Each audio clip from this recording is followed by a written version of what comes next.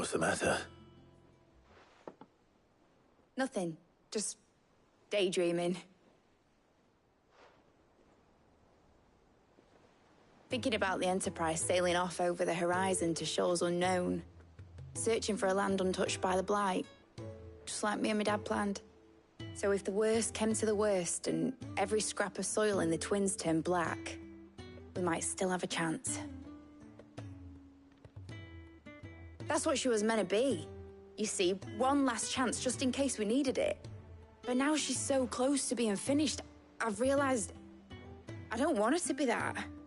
I don't want her to be just a lifeboat for us to cling to if things get desperate. I want people to sail aboard her by choice, not from the lack of it. In a world where we're not just trying to survive, but where we can actually live. I'm working on that. And I'll do everything I can to get you what you want. Don't you always? All right. My mind's made up. As soon as the Enterprise is fit to sail, I'm putting her under your command. Sod our plans, I'm trusting in yours. Are you sure about this? Something tells me it's what my dad would have wanted. He'd be proud of you. You were gonna visit his grave, weren't you? I was.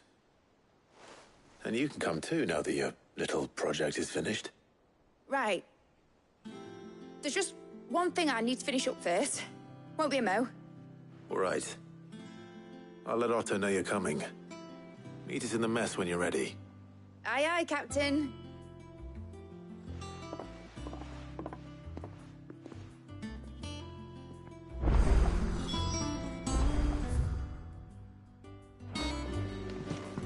Mid told me she was building a ship.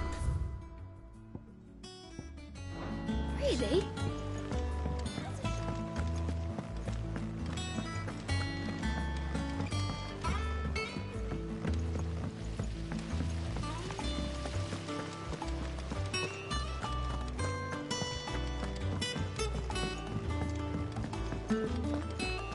I think Mid might need some help.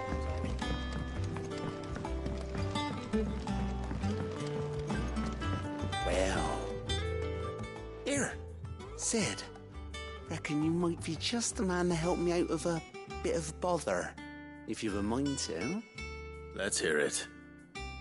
Well, it's about this alembic the chief's got me making. Lovely bit of kit it is. Bung in a solution you want splitting, and it'll separate it out, just like that. Problem is, it won't always get rid of all the impurities. And with some of the stuff we need it for, that ain't good enough. Which is why I've been looking for something to filter the liquid we'll be cooking off. And that's where I was hoping you could help me out. I imagine Ty could get some use out of this alembic too. Distilling medicines and the like. All right. Why not? Proper job! So what exactly do you need for this filter? Nothing but bomb ash'll do, says the chief. Gave me a sample she'd obtained from the university stores. Couldn't believe my eyes. You pour the blackest blight water through it, and it comes out clear as a mountain stream. So, I did a bit of reading about where I might be able to get hold of some. And do you know what I found out? Only the blimmin' bones of a bomb king. They leave them behind when they die, see? I take it that's where I come in. If you wouldn't mind. I saw a billet on the hunt board for one just the other day. Would have gone myself, but, well, fighting dirty great balls of flame ain't exactly my forte. You, on the other hand... All right. I'll see what I can do. Thank you kindly. And good hunting, eh?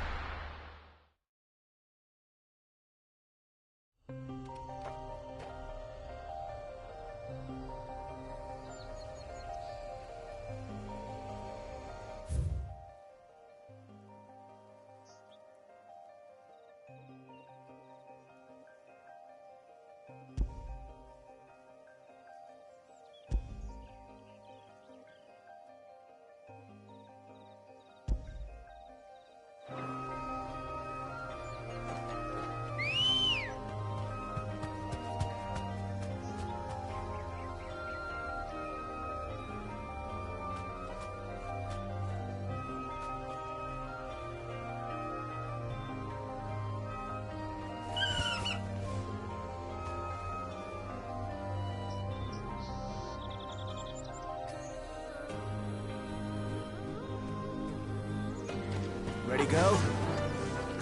Run like the wind.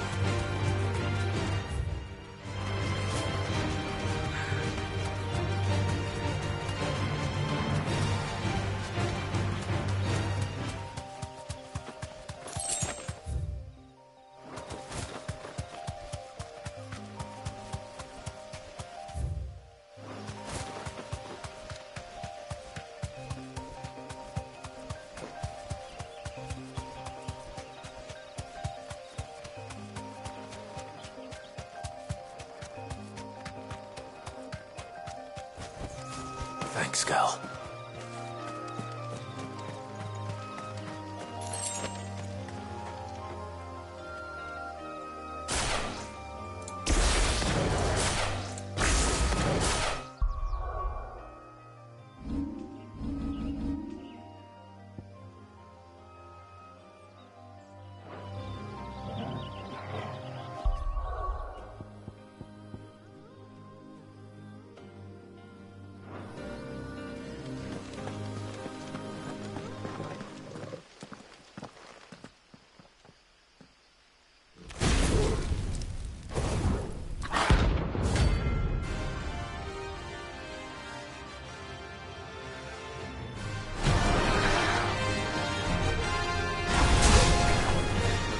Here.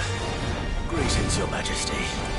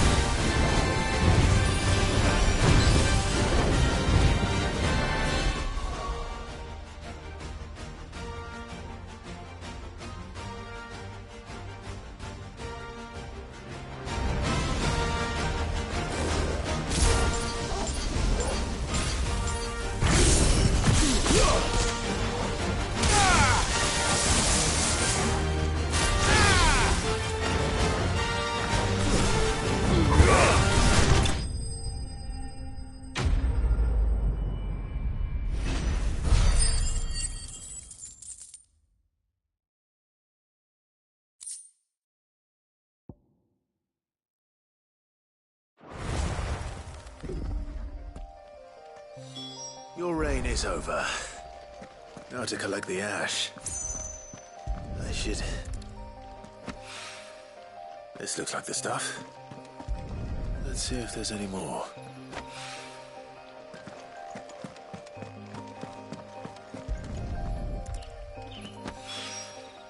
That should do it. The wine needs more than this.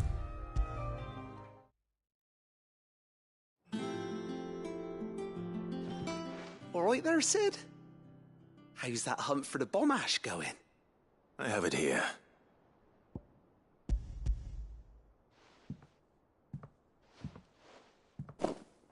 That's the stuff. And plenty of it, too. Enough to keep the alembic bubbling away for a good old while. You're a gent, Sid. Let nothing say otherwise. Right then. Let's get this contraption up and running.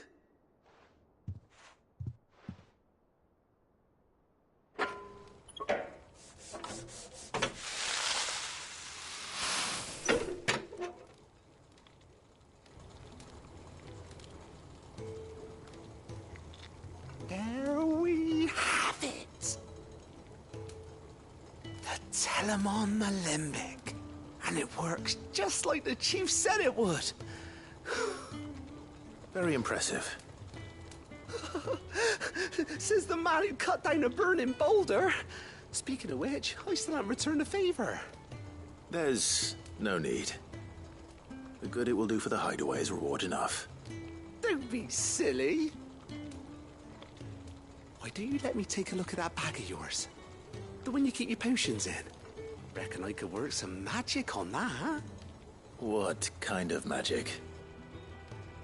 Well, we happen to have isolated a substance in our test run of the alembic that I reckon will make even the toughest lever supple as anything. Thought we might use it to breathe new life into old boots and the like. Save the hideaway a few gil. Ah, I reckon if we slap a bit on your bag, it'll loosen it up enough for you to squeeze in a bottle or two more. Well, it can't hurt to try, I suppose. That's the spirit. Leave it with me. I'll only be a mo.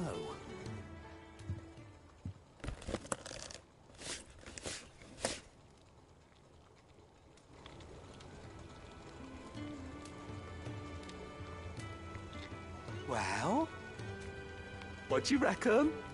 It certainly feels more flexible. Right? Told you. Thank you. I think. No. Thank you for supporting Mid and the rest of us in our endeavors. Without you, we'd never have been able to discover wonders like that stuff I rubbed on your bag. And I'm telling you, there's plenty more where that came from.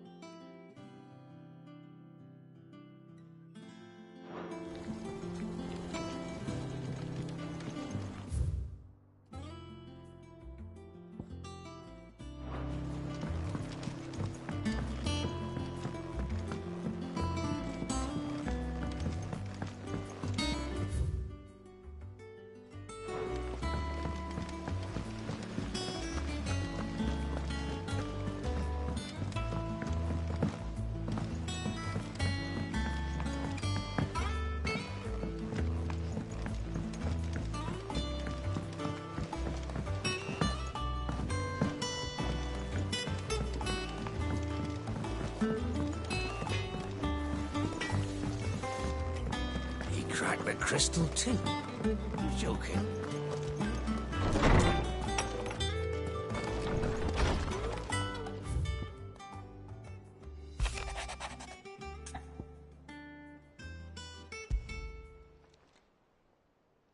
Hopefully it's nothing. But I should speak to Blackthorn just in case.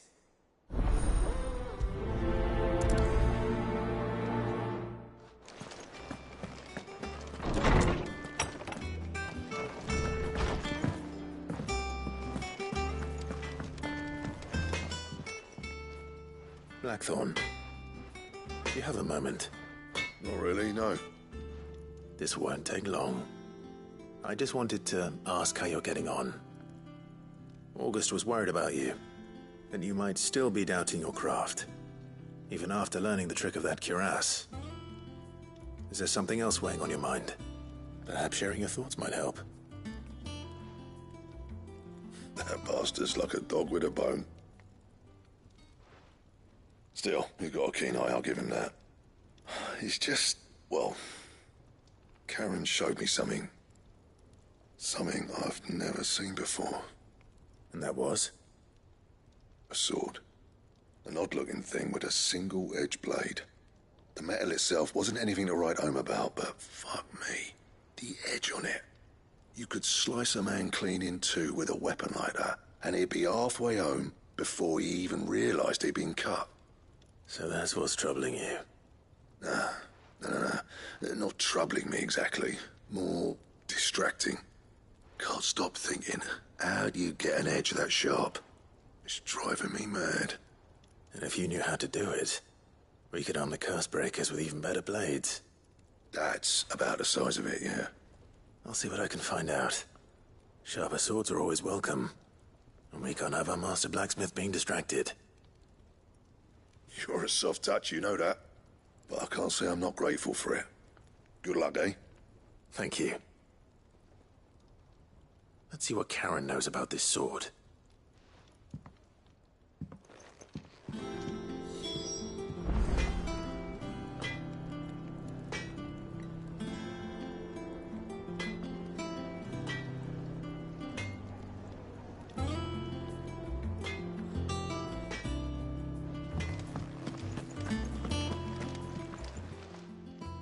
You're looking well, Karen. What do you want? Out with it. I want to know about the sword you showed Blackthorn. Single-edged and extremely sharp. Running around after him again, are you? I suppose I am, yes. But I need to help him find out how to work an edge like that. It's driving him to distraction. Little wonder, I suppose. There's not many like that make it as far as the twins, and those that do go straight into private collections. Which made it nice and easy finding a buyer. Can you tell me who bought it? Where is it now? You think I tell people who my clients are? Suppose you're not likely to go nicking him off me, are you now? Fine. If you stop mooning at me like that. Lord Ignac's the man you want. Dalmekian bloke. Collects weapons and the like. And he's got more money than sense, which is why he's one of my favourite clients. Reckon he'll still be at the inn in Dalamil, where I left him. Thank you, Karen. Oh, and he's a touch eccentric, if you take my meaning. I appreciate the warning.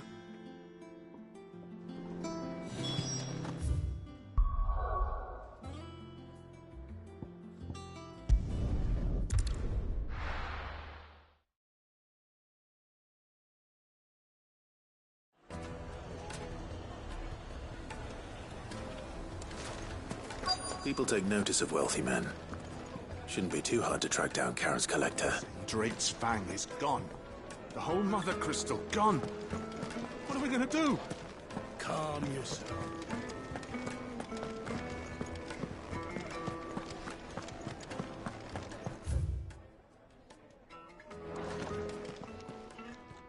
My reputation will be ruined.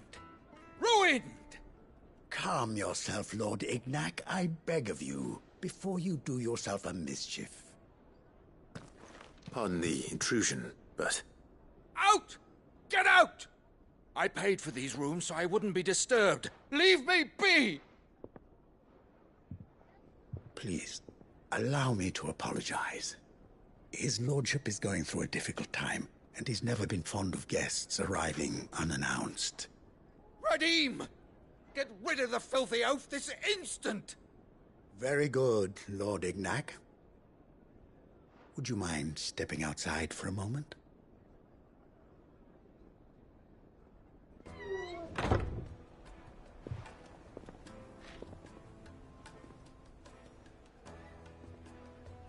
I'm sorry if I've caused you any trouble. That? No. That's just how his lordship is. Though the morning's events have left him somewhat fractious. He has been dispossessed of his luggage, you see. The thieves also made away with a considerable amount of coin. Coin the innkeeper will soon be keen to collect. I don't suppose a certain blade was among the stolen items. A single-edged sword. It was purchased from a merchant friend of mine. Ah, you know Lady Karen. Yes, I'm afraid it was. Then I'll retrieve Lord Ignac's luggage. But I have one condition. You have but to state it. You are welcome to anything that is within my power to grant. I want an audience with Lord Ignac. A few minutes should be enough. Then I'll be on my way. A condition I would be a fool to refuse. Of course, you shall have your audience. I don't suppose you saw where the thieves went. I did not, no. Though some discreet inquiries made on his lordship's behalf mean that I know where you might find them. The bandit's bed. Every ill-gotten coin in Dalimel is said to pass through that disreputable corner of the Valcroy. And that's where I'm heading. I shall speak to Lord Ignac in your absence, and arrange for an audience upon your triumphant return. That will be very kind of you. Farewell, and best of luck.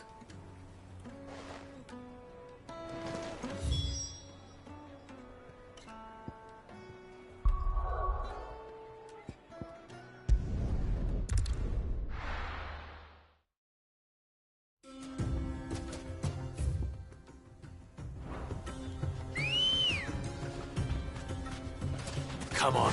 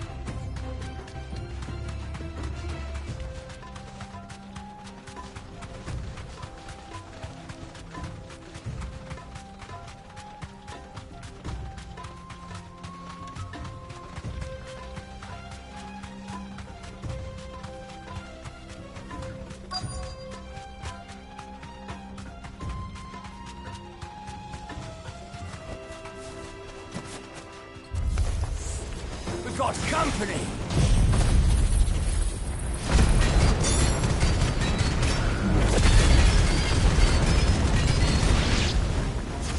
Come on, lads, let's tear the bastard's head off!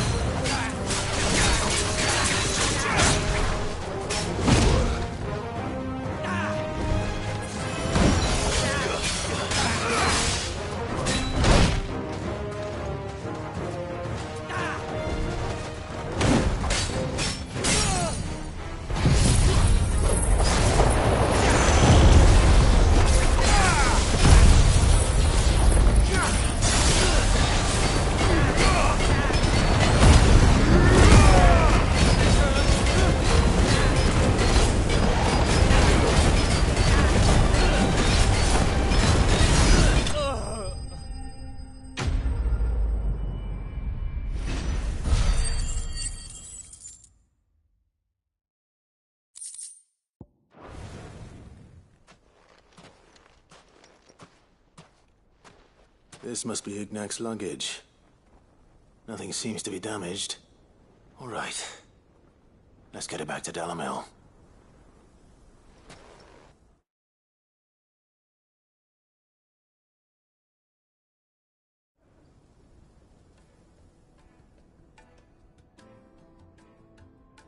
I hear I have you to thank for the return of my effects.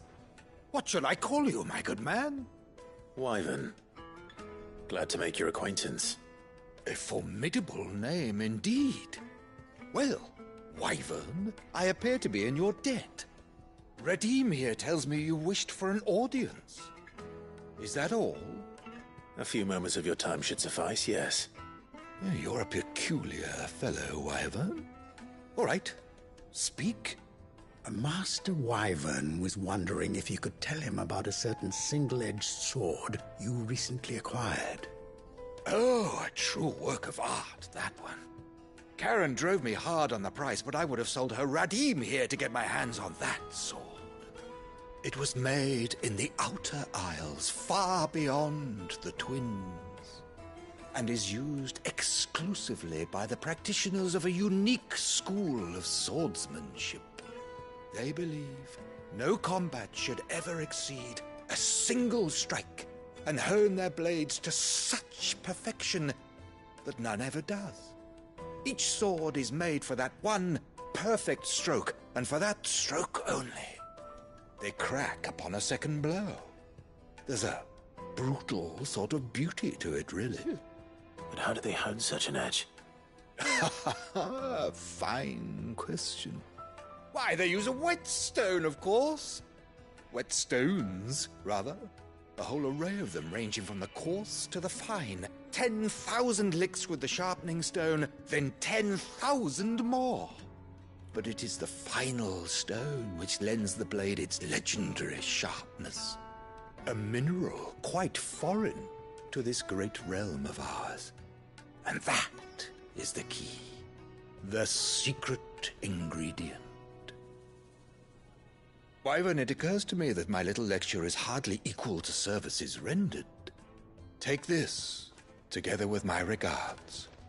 The very stone of which I spoke, far rarer among collectors than even the blade itself, and a far more fitting payment. Thank you. Pardon the intrusion, my lordship. However, it is long past time we prepared ourselves to depart. So it is. I am locked in bitter competition with a rival collector of curiosities. I am one step ahead of the unscrupulous scoundrel, but he is hard at my heels. Are there many other collectors out there? Too many to count, but only one do I consider my nemesis. Lord Byron Rosfield, and is a perennial thorn in my side. I can imagine. Farewell, Wyvern. May our paths cross again. Radim, we mustn't dawdle.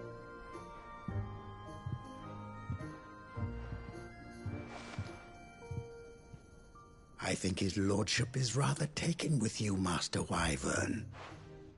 Thank you again for your assistance. Coming, my lordship. I'll be right there.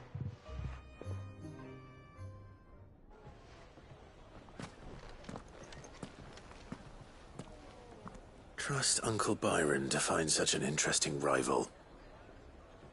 Now, let's see what Blackthorn makes of this whetstone, shall we?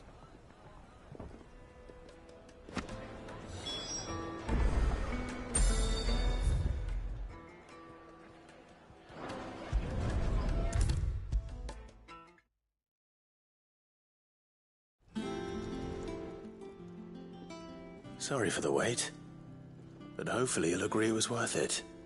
You learned something about that sword, then? I did better than that.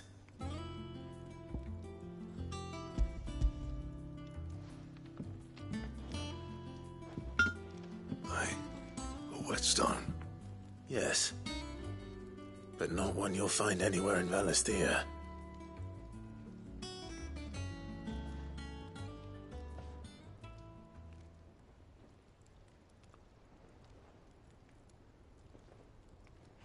No wonder I couldn't get the same finish on the grinding wheel. One hit and all done, eh? Might not be so bad if all you ever fought were duels. Good luck on the battlefield. Your second opponent would be your last, no matter how good you were. Even so, is there some way it could be used to give the Cursebreakers an edge? I think so, yeah. With this whetstone and the right kind of steel, I could probably even make a twin of the blade that rattled me. But there'd be no replacing this little rock once I worn it down to a sliver. I reckon we get a dozen swords from it, if that. Swords that the curse breakers wouldn't know how to wield properly, and that would see them through a single fire piece. Nah, no point trying to copy that thing. Be about as much use as a wax anvil.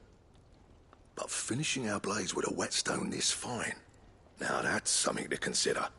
And what's finer than fallen masonry, eh? Or more hard-wearing, for that matter. Just imagine it. Good Valisthian steel with an edge as sharp as any found in the Outer Isles. I won't make a copy, nah. I'll make something much better. I'm sure the curse breakers will be delighted. Just don't push yourself too hard. Don't you worry about me, sunshine. I've been working day and night since I was half your age, and I'll still be here when you're long gone. Hey, thanks, Clive. I mean it. I owe you one, August too. It's good to know someone's looking out for me. He'll be happy to hear you said that. And I'll see that my debt to you's paid. First new blade I make's got your name on it. You come and find me when you've got the materials. All right. I will.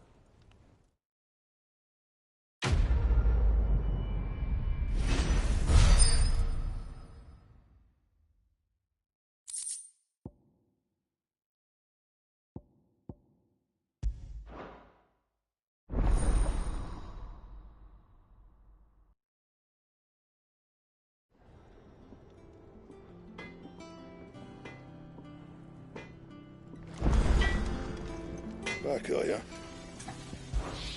What do you want? Should last you a good while.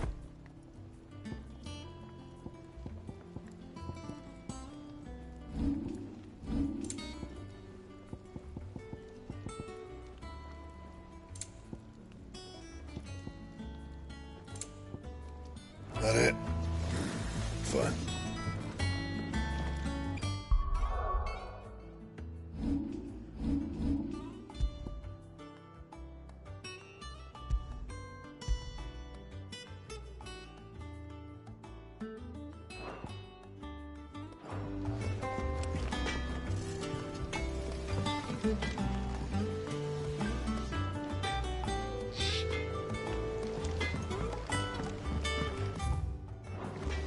He cracked the crystal too?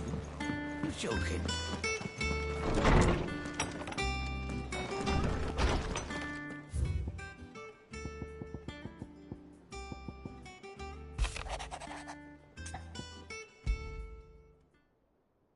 What could be wrong with Torgor? He seemed well enough when I last saw him.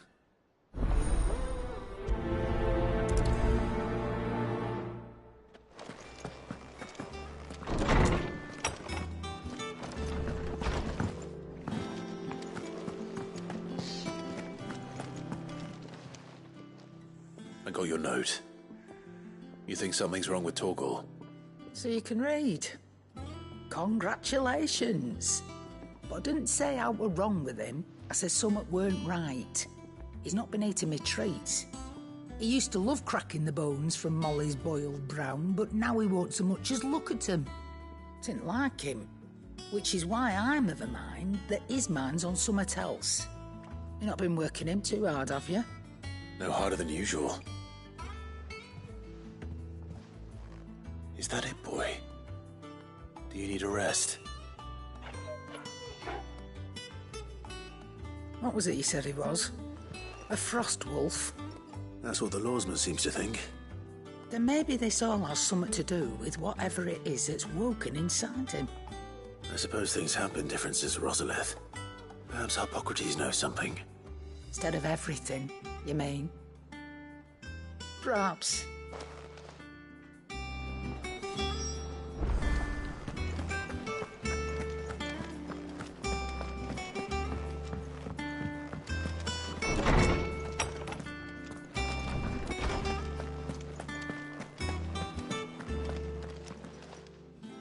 Lawsman, I need to ask you about Torgor.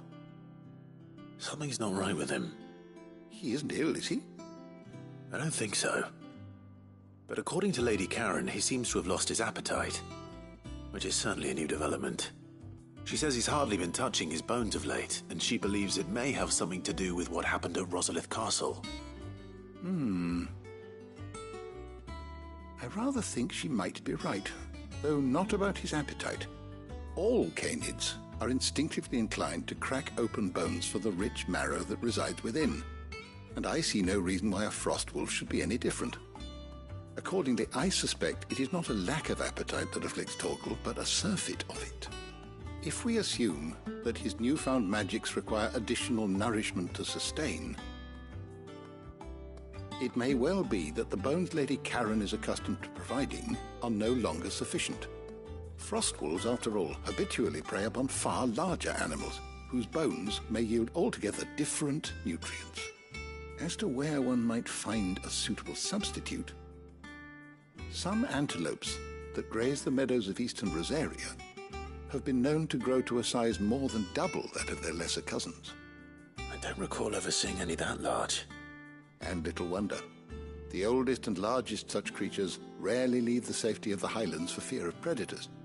The last elder antelope sighting I recall hearing about took place near Cressida, and that was long before the village was abandoned. Even so, it seems like a good place to start.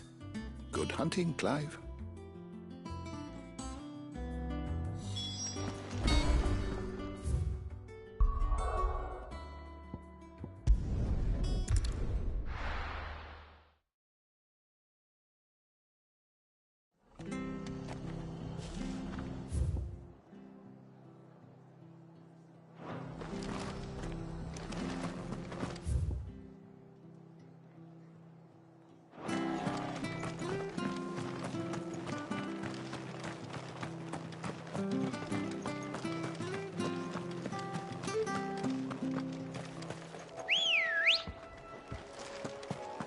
Ready, go? Fly, Ambrosia!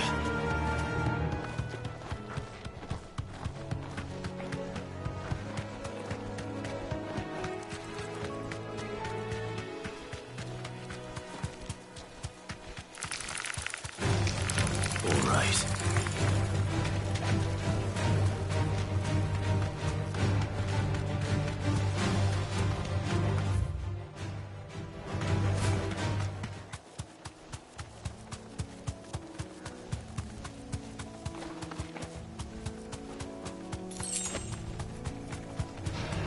This won't be easy.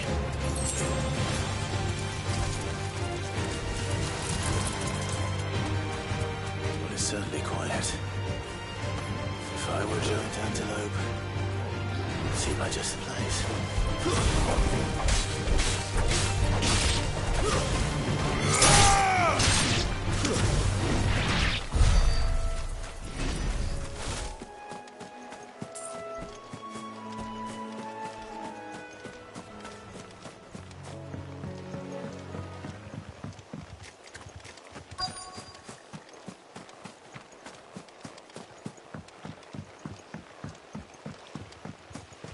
I doubt we'll find one bigger than that. You hungry, Torgal?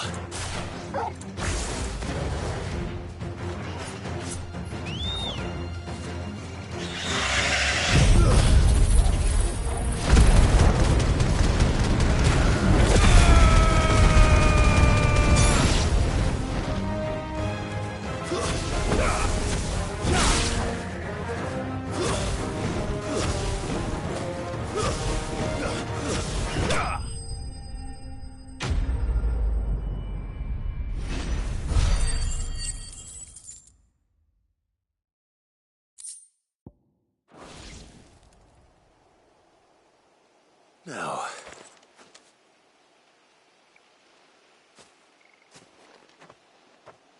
will it be enough, I wonder?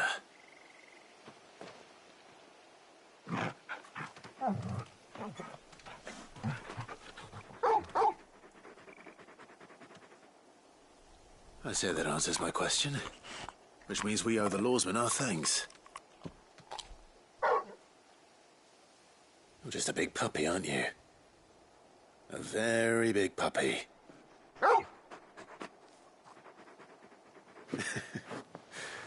You do know you can take that with you, Torgal. Lady Karen will be relieved to hear you've got your appetite back. Come on, boy.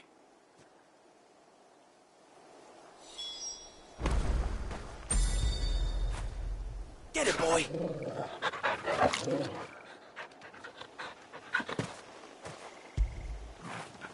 That'll feel good, boy.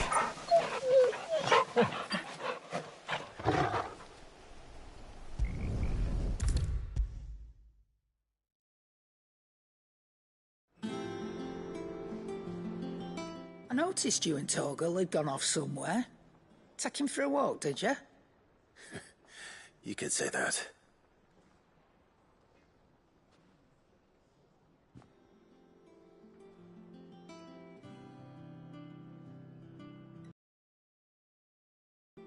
So, Molly's leftovers weren't good enough, eh?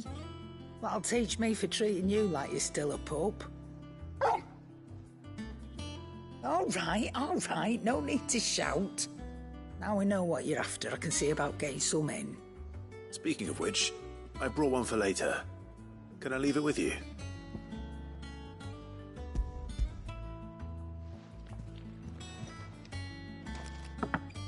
You can, aye. I'm nice like that. In return, you can thank Tomes for me. The bloody know-it-all. I was just on my way to see him.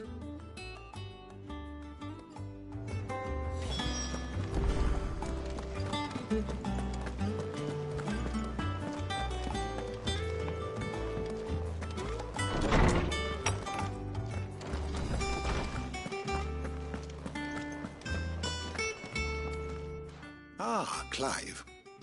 Were you able to locate your quarry? We were indeed, Lawsman. You pointed us in exactly the right direction.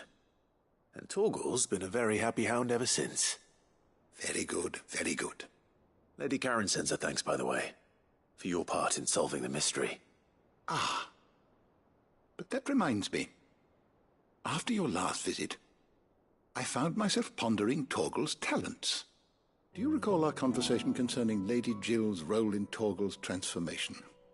About how she somehow woke the power within him. Precisely that. A reasonable conclusion, I thought. But one which raised certain questions in my mind. You see, the Fenrir of legend served Shiva and Shiva alone. And while the powers attributed to him are certainly impressive, the records imply they are somewhat different in nature to those you described Torgal as having used. What are you suggesting? That Torgal may be the beneficiary of more than one icon's power. Consider that in addition to Lady Jill, he has served as a loyal companion to you, your brother, and even the late Cid. In short, the icons hitherto near at hand, or should I say at paw, have been diverse and plenty, and that number has only grown as the realm's dominance have fallen to your sword. One can but speculate as to how all of this has affected Torgal. He has seemed more fierce of late. And if I am not mistaken, he will grow fiercer still.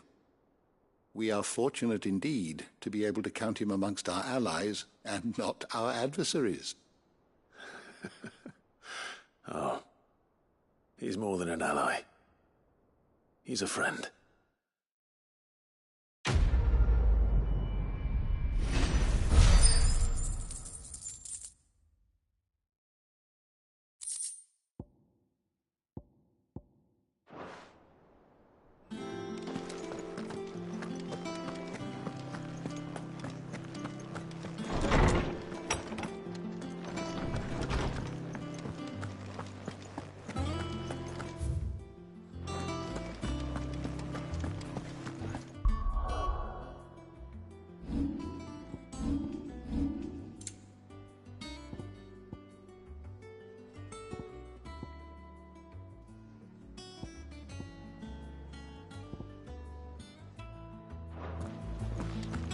Crack the crystal too?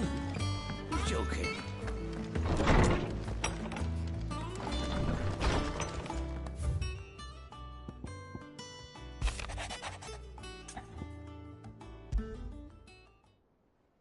Trouble with the ledgers. Shouldn't he be asking Otto for help?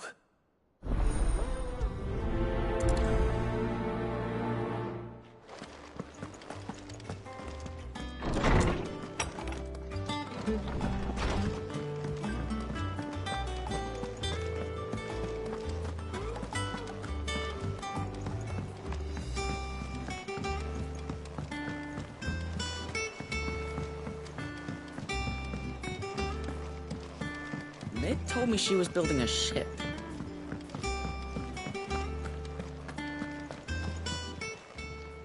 Welcome to the Patron's Whisper. Is everything we've received and everything promised all yours?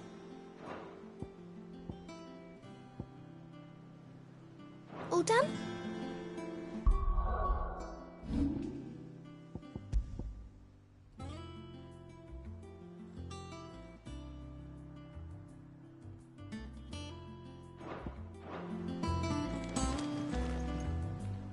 Clive, did you get my letter? That's why I'm here. Shh. Otto won't be listening. Is this better? A little. Listen, I've some bad news. It turns out the Hideaway may be slightly behind in its payment to certain lenders, and it may be my fault. But I swear to the goddess, I thought I had the numbers square. Sadly, that square turned out to be more of a circle. 0, you might say. I can straighten it out, I swear, but it's going to take some time, and I'm going to need help keeping it from Otto. Bit late for that, I'd say. There you are! What a surprise! So let me get this straight. You forget to pay our lenders what they're due, and instead of coming straight to me, you get Clive to come to you. In the hope he'll dig you out of the hole you've dug for yourself. Clive, the man in charge of the place you've been cheerfully trying to bankrupt. And you thought this was a cunning plan. Why? Well, who needs paying? Oh, just Martha. And the dame. And, well, Lady Karen. But only 500 talents. We owe 3 of our most trusted friends 5 million gil. Each. 5 million each.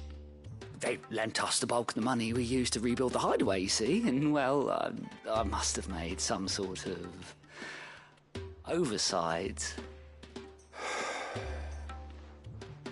Those ledgers were my responsibility, and it was my decision to entrust them to you. This is my fault. Do we have that much to hand? I can always ask my uncle. No, we don't. And no, you won't. We've lightened Lord Rosfield's purse enough. After the king's ransom we had off him, he deserves better than to see our begging bowl. Besides, we'll need to learn to stand on our own if we're going to make this work. All right. But that doesn't mean you have to shoulder the burden yourself. Is there anything I can do to help? There might be. How'd you fancy taking these to Martha and the dame? Rocks. Rocks, he says. Worth 1,000 talents apiece, these are. A little something Sid and I set aside for when times got lean. And I reckon 15 million in overdue debt probably qualifies. I just hope our associates' eyes are a bit more discerning than yours. I'm sure there will be. Should be me making the rounds, really. But you know how it is with this place. Orders to bark, arses to wipe, and all that. I know. Which is why I don't mind going in your place. Go. Do you know why I only gave Master Clive here 2 star rubies? Because you'd rather Lady Karen killed me. Because I'd rather Lady Karen killed you. Yes. Well, I suppose this is goodbye then. Don't worry. I'm sure Karen will understand. Really? Do you think so? No, I don't.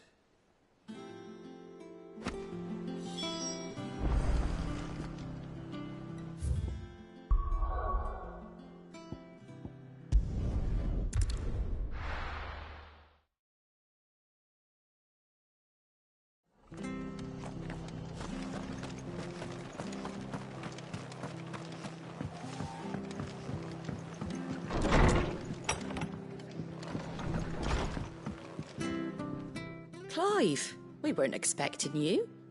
I wasn't expecting to be here, but it seems we still owe you a considerable amount of coin for your help with our rebuilding efforts. And though I doubt it's what you were expecting, we were hoping you'd take this as payment.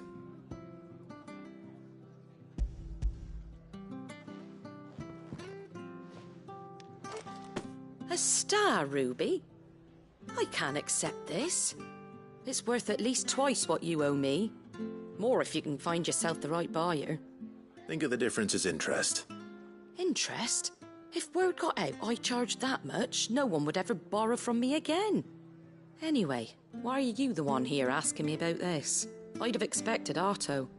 Bit much sending the Lord Marquis out to settle your debts, isn't it? The old goat working himself to death again? Something like that. Most days I think he's the only reason the hideaway's still standing. Same as always, eh? Back when the place was nothing but a twinkle in the eye of a recently retired Lord Commander, word is he was the first one Sid reached out to. Probably knew that without his strong arm and level head, the idea would never get off the ground. Sid may have been the face of the hideaway, but Otto's always been the backbone. And when Sid passed away, we were all worried that would be the end of it. That Otto would just give up. His death was hard on everyone. But it must have hit Otto hardest of all. But he didn't give up, did he? Quite the opposite, in fact. If I recall, he was the one who nominated you as Sid's replacement, and rallied the rest around you. I reckon what he saw in Sid, he saw in you too. And don't we all? Doesn't hurt that you're half as stubborn and twice as handsome, neither. That, and you keep good company. I suppose I do.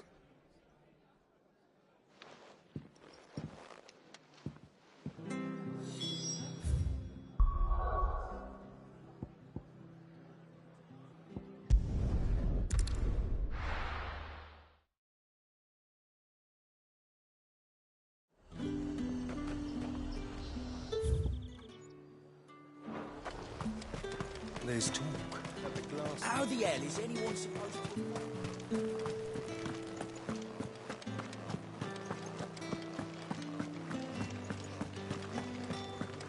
Did you hear? The gate's turned. I want to see you. It's all right. I'll be waiting. What am I going to do without Sweetwater and Oil of Talc? Milady, I come bearing gifts. Gifts? Whatever is the occasion.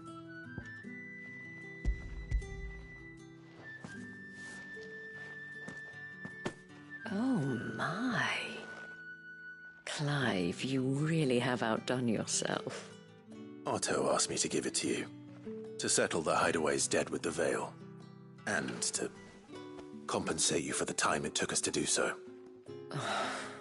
You disappoint me, Clive. I thought you might finally be warming to me. Tell Otto he can keep his baubles. I tried to tell him as much the first time around.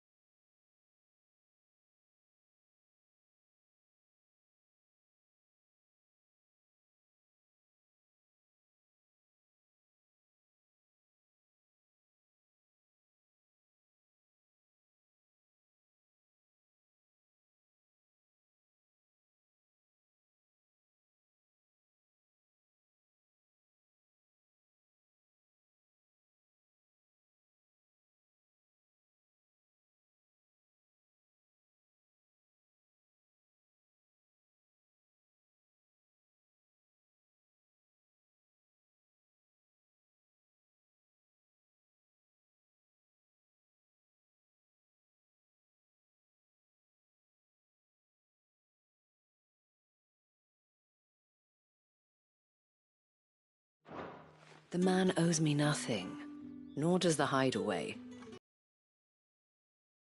It was made freely and willingly. It was the least I could do. You once told me Sid did you a kindness. I'd like to do the same. Please, accept it. For my sake. And for Otto's. For all of us. For all you've done. It is rather fetching, isn't it? Very well. Otto is lucky to have you, Clive. I doubt anything could ever replace his son. But you and the others at the hideaway are the closest thing he has to family. Otto had a son. Long ago, yes. Sid told me Otto lost him when he was just a boy, and blamed himself for not being able to stop it. I don't know how it happened, whether there was anything he could have done, but it was clear that it weighed heavily on him. I didn't know. How could you have? I doubt anyone did. Besides Sid, I've never met a man more keen to bear his sorrows in stoic silence. An ill habit, given that both have always been surrounded by friends desperate to help them. I'm beginning to see that.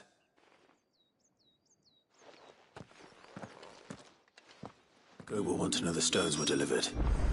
If he's still with us.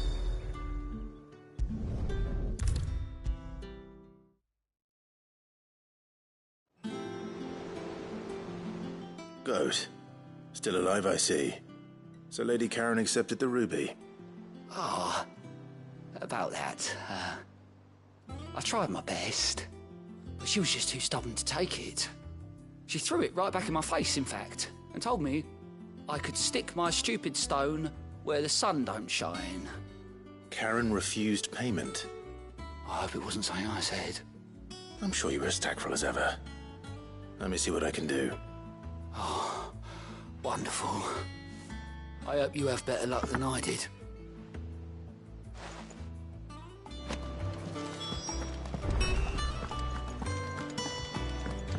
Mid told me she was building a ship.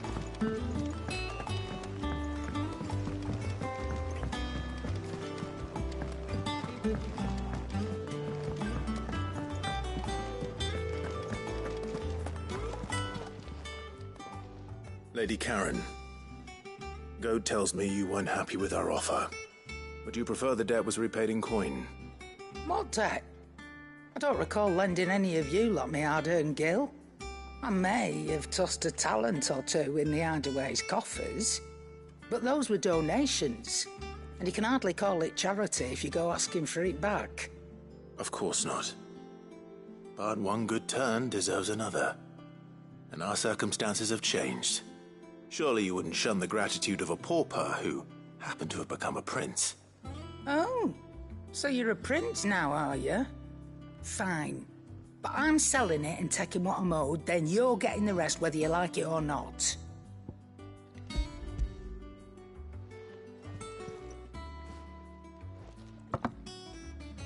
Where'd you even get this? A decent trader might nab 1,000 talents for a star ruby. A canny one, meanwhile, might claim it were nicked from the belt of Sid the Outlaw himself and ask twice as much. Might be I already have a buyer in mind. Might be you even know her. A fine continental maid whose beauty's only eclipsed by a guile in commerce. You wouldn't mind, would you? Not at all. Just be sure to tell her that it's always a pleasure doing business.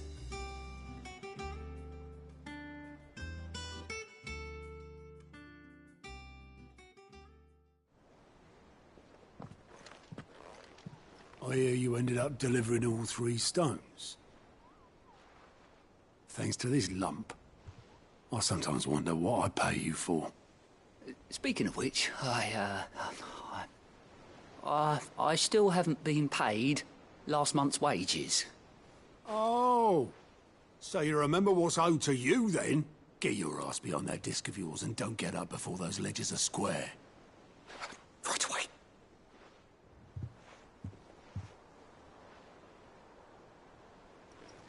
I've seen that before. Yeah. Plenty of times.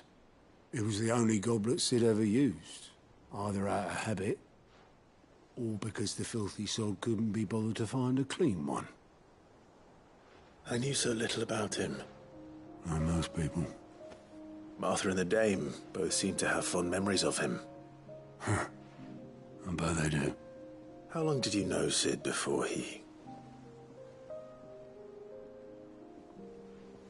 Before he died? 20 summers, give or take. Back in the day, I was a purser on a trade ship, which is where I met him. He bought passage to... I forget where. And having nothing better to do on the long nights, we set up drinking island rum till the morning bell dragged me back to my duties. Quit my post not long after that, on account of making a fine maiden's belly fat. But me and Sid stayed close, promising we'd one day sail the seas again. That was before fate stepped in and said she was having none of it. The magic woke inside my son soon after his first name day, and there was no hiding his knack. Couldn't you and your family have... My family were the ones who summoned the constable, wanted the monster taken away. I couldn't turn my back on him, forget what I felt, and I couldn't for the life of me understand how they could. Luckily, Sid was of the same mind as me. It was him who stood beside me when all I wanted was to tear the whole world down. Him who cried for me when I had no tears left of my own. Him who swore he'd do everything he could to stop it from happening again. And he was true to his word, too. Left the Royal Army once and for all. His ranks, his ribbons, gone. Just like that. Threw away everything he had. All to right a wrong that no one else had the courage to face. I knew then I'd follow that man to the ends of the earth.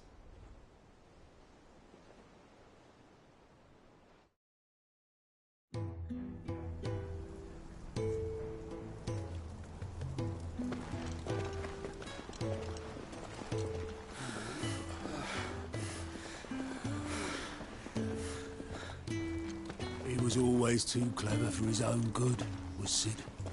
Saw the world for what it really was, while the rest of us were content to go along with the lie we were shown. And it can't have been easy, bearing that burden alone.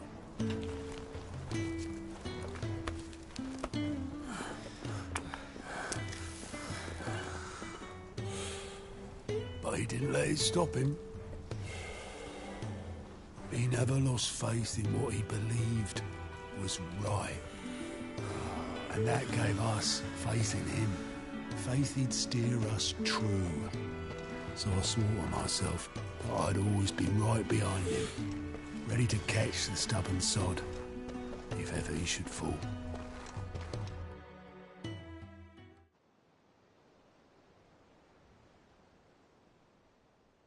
But I couldn't even do that.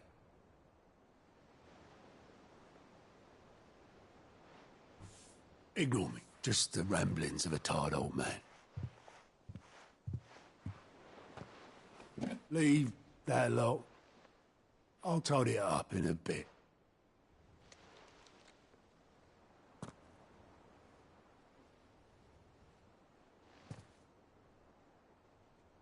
This is Sid's handwriting.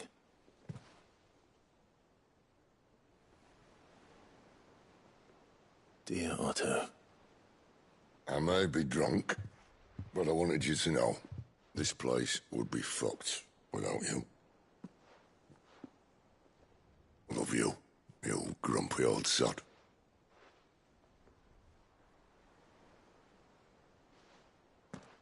This note.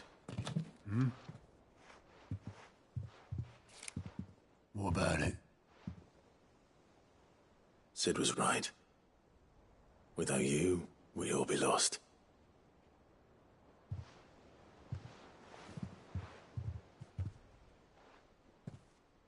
should have bloody well said so then. Just once. Before he went. But then, why would he? Him, or anyone? I'd only have told him to piss off.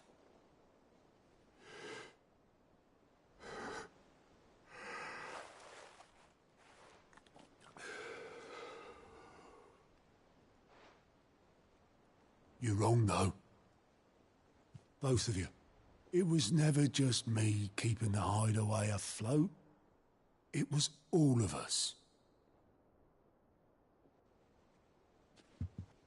I just shoved people in the right direction. I barely seem to be able to do that anymore.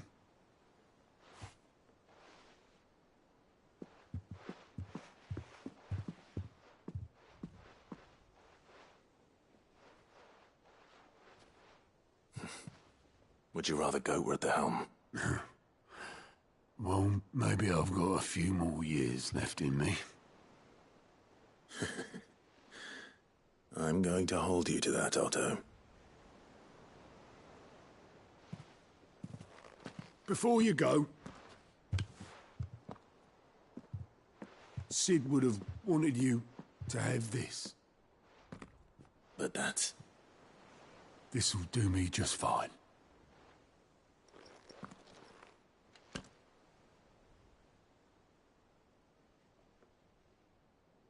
Thanks for the ray of sunshine. I'll see if I can't pay you back. Already have.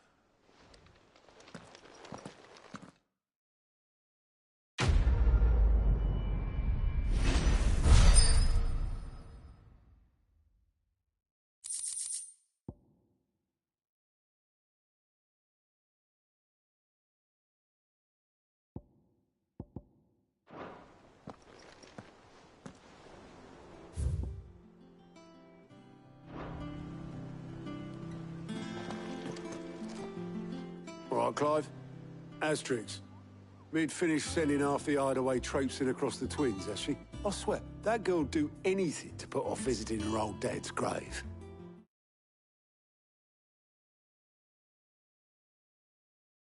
No excuses now, though, eh? Not quite.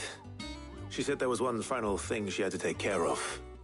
I'm sure she'll be finished soon enough. She said that? In those words?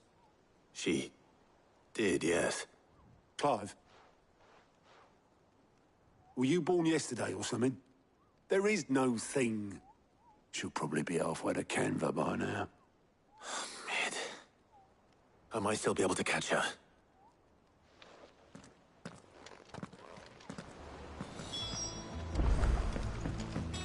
Mid told me she was building a ship.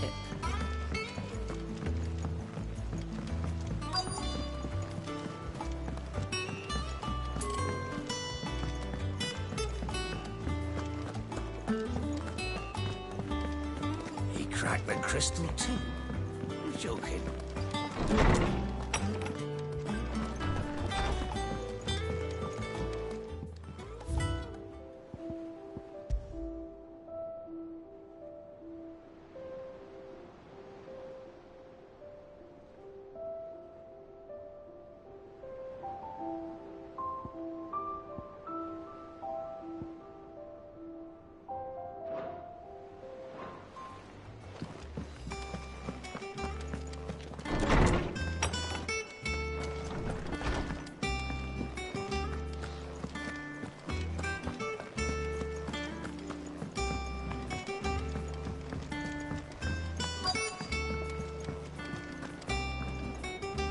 Obelith, have you seen Mid?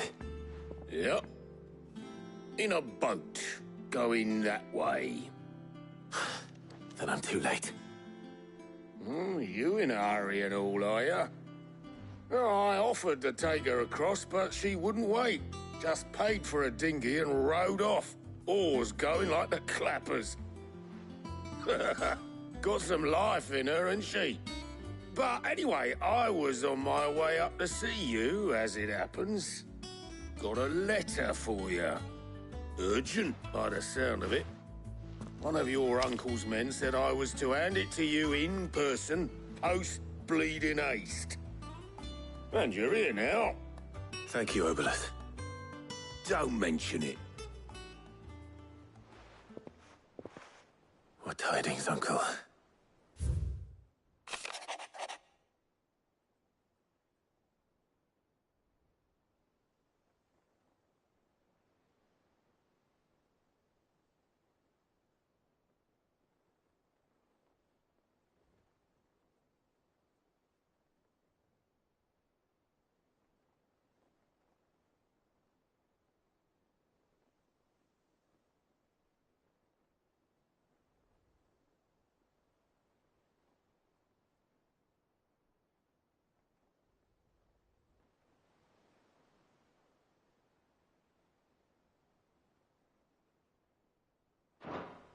Trouble in Canva.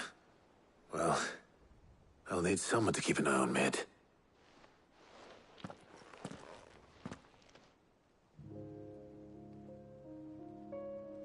So what? Mid got us to do all the dirty work and then just sailed off into the sunset? It, seems that way. Well, nothing we can do about it now. But next time you plan on visiting Sid, you might want to tie her to something before you suggest it. Ah, don't be so hard on her. Gotta admit, the dirty work was kind of fun. Everyone pitching in and all that bollocks. Just like when we built this place. You're right. Anyway, we all set to head to the old hideaway. I could do with getting to Canva pretty sharpish. Wouldn't do to keep Lord Rosfield of the Seven High Houses waiting now, would it? Not after he asked for me personally. Gav will be leaving with me. Will you mind the place while we're gone? You can count on me. Just be sure to give Sid and the others my regards. All right. Oh, by the way, Jill will be joining us too. She's got some things to take care of, but she'll meet us there. I hope she's telling the truth at least.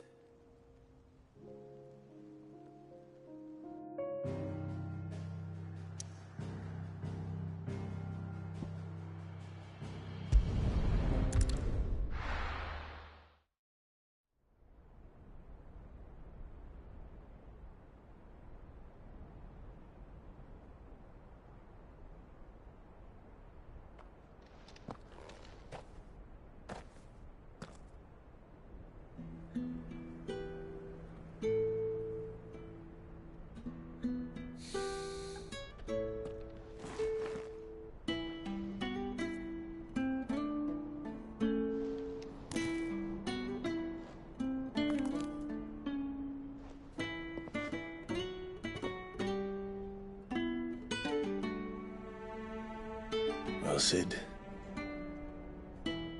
I remember what you told me. That if no one is listening to what you have to say, you may as well not say it.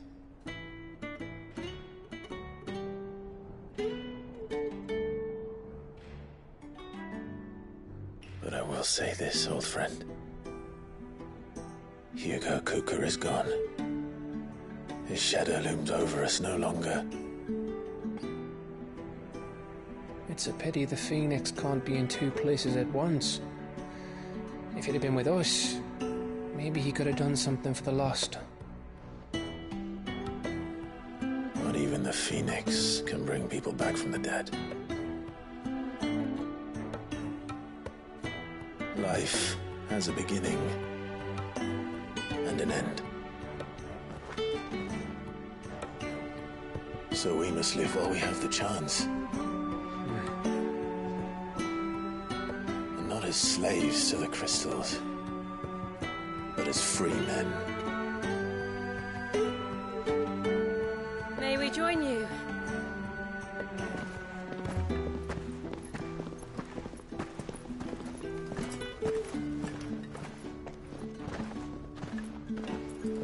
Lady Karen, what a pleasant surprise. I thought I'd drop by and see how you were all doing before heading off to restock my supplies.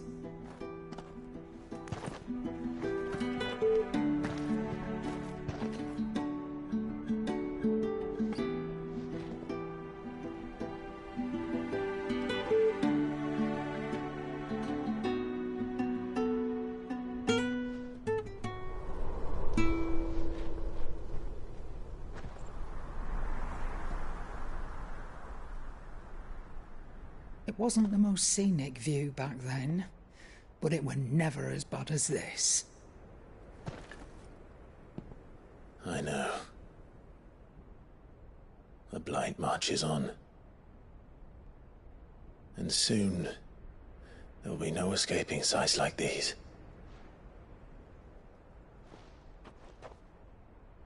So our mission remains unchanged. We cannot stop until every Mother Crystal is gone, and their thirst for ether with them. The only one that remains in Storm is Drake's tail in the Crystalline Dominion. Our next target. We're going to Twinside. It's the capital of the Empire these days. I wouldn't like to think how tightly guarded they've got the place. Not that that'll stop you, but we do well to scout it out before you go charging in. We would indeed. If you're off to the Dominion, you can take this great lump with you. Goods. Oh, I am sorry. Have you forgotten you're the most wanted man in the Twins?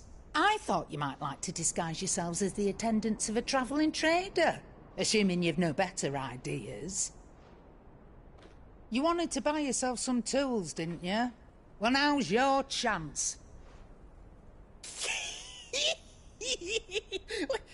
You're letting me go? With them? Oh, thanks, Nan! Stop that! You'll break me bones, you great galoot!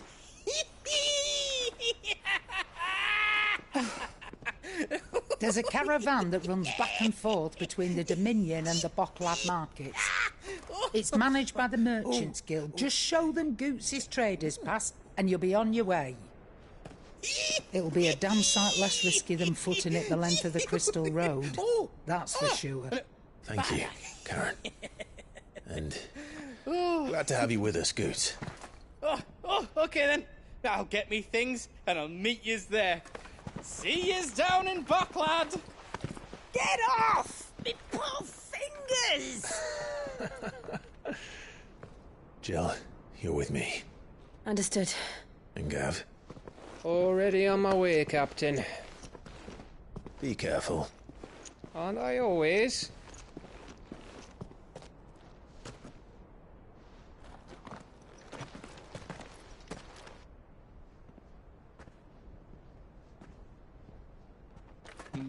Do you see that, Sid?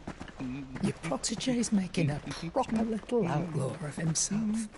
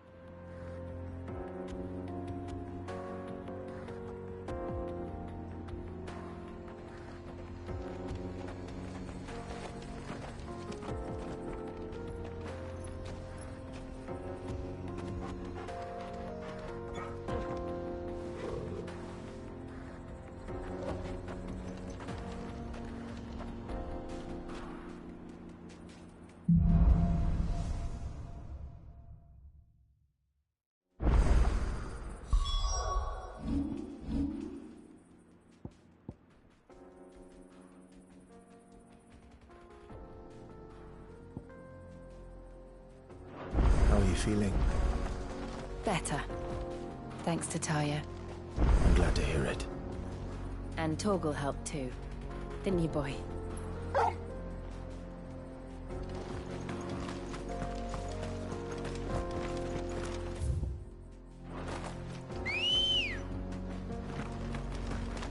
Let's go.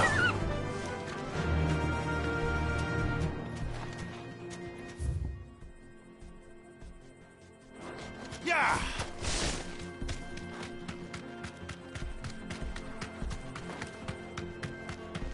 This used to be a trade route for merchants crossing the Scars, till the Republic laid a new road wide enough to let wagons pass, and all official traffic moved there. Leaving this one for those living outside the law. Indeed. I doubt we'll be the only outlaws on the trail today.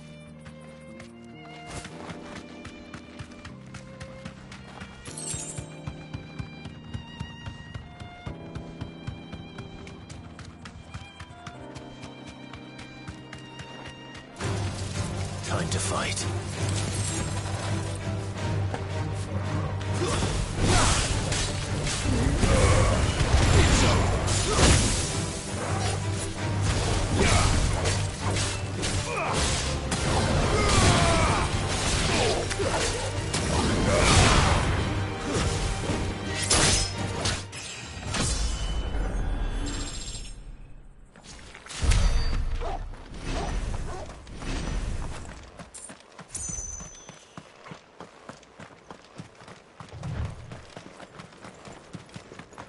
So what do you think? That we'd be... Really? It's as bad as that? Oh, aye. There's trouble up ahead. And too much of it for us to handle. I take it there's danger on the road. Oh, what about this fearsome-looking fellow? You think he'd be equal to the task? Oh, no doubt. Assuming he's willing to hear us out. Well met, friend. My brother and I have been tasked with finding a merchant's missing cart. You seen it by any chance? How does a merchant misplace his cart? Oh, the man's a coward. When he thought goblins might come a-snarling, he ran, leaving his livelihood abandoned in the pass. He sent the two of us to fetch it, but it's gone. Now, I'm not much of a thinker, but I know the work of thieves when I see it. My brother's right on all accounts. And by my estimation, the bastards are lying in wait just down the road. We may have seen our share of action, true, but we've not got the skill in arms to boldly brave an ambush. You, however, have the look of a man who needn't fear a band of backwater ruffians. What do you say? Will you help us out? Chances are they'll come for you either way. But if you promise to lend us a hand, at least you'll pocket a reward for your troubles. Well, if I'm going to have to deal with them anyway. You've clearly got a fine head on those broad shoulders. We're lucky you came along.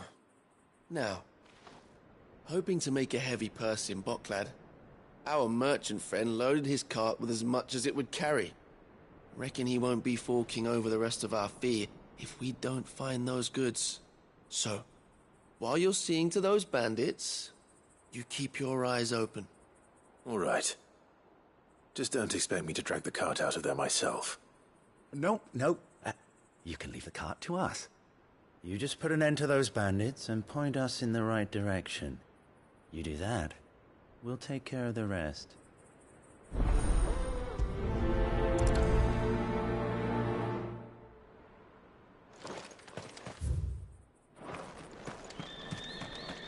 I'm not sure I trust those two. But if there are bandits lying in wait, I should probably take care of them.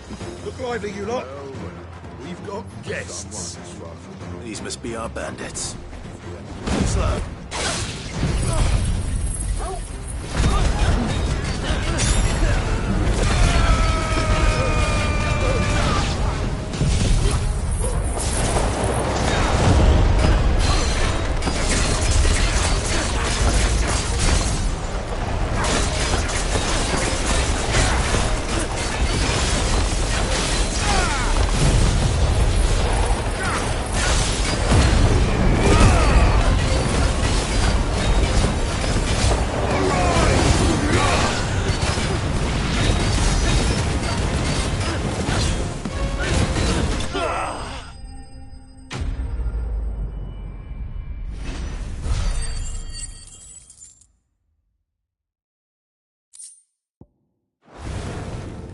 That's them dealt with. Now, where's that cart?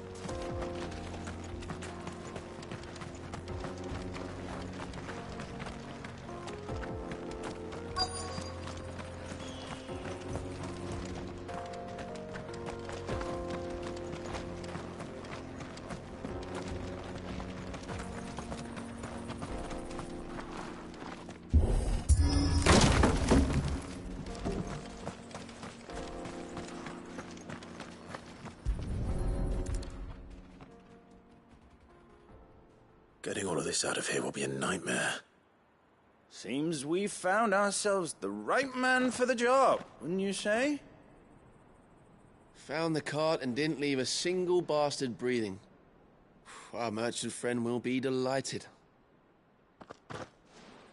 And how exactly will he be getting his goods out of here? You leave that to us. After all, it'd be wrong to make such a fine warrior haul cabbages to market. You've done your part. And that's all you need to worry about. Here.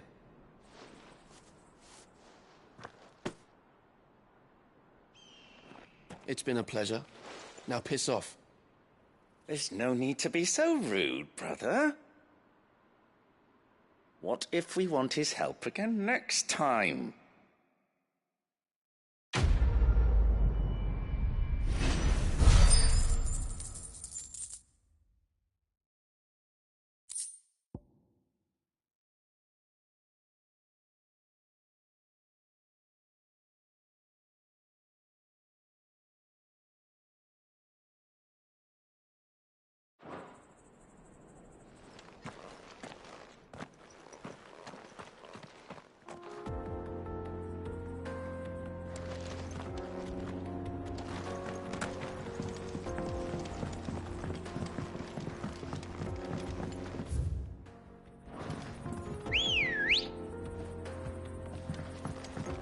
Ready, go?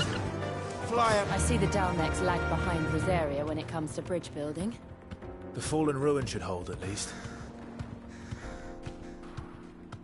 The path continues on the other side.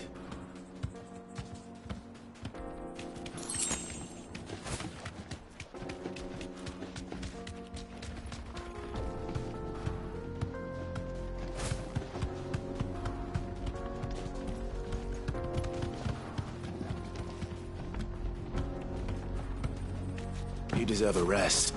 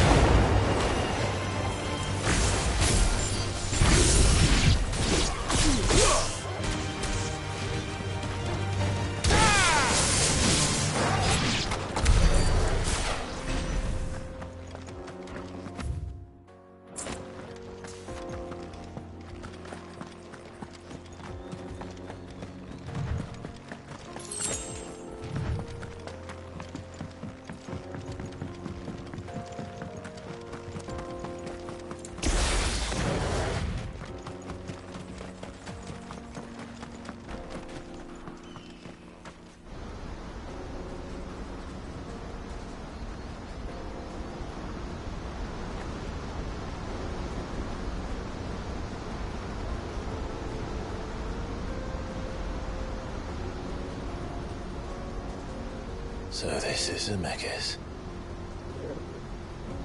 The land of the gods. It's even more impressive than I imagined. I remember being captivated by the story as a child. Long, long ago, man was overcome by avarice and challenged the gods in a bid to win their power. The final battle took place here, at these falls. Or so the legend goes. If anyone ever manages to plumb those depths, perhaps we'll learn if there's any truth to the tale. That the gods emerged victorious and punished man for his defiance by visiting upon him 2 curses. Dominance and bearers. To tell the truth, I always thought it strange that the dominant and their icons were deemed a curse. Back home, the dominant inherited the throne. They were admired and exalted, not spurned. Whenever I got to that part of the story, I always assumed there must be something I'd misunderstood. You had a lot of storybooks, didn't you? In your room, I mean. When we were young. The old legends were always my favorites. Epic battles between gods and men. Father encouraged me to read as much as I could. He thought it good for my education. You really were a boy like any other, weren't you?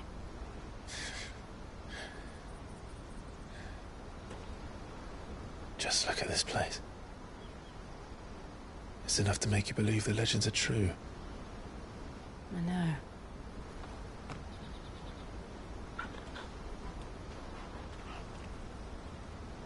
We're not far from Boklad. The road will be busier up ahead.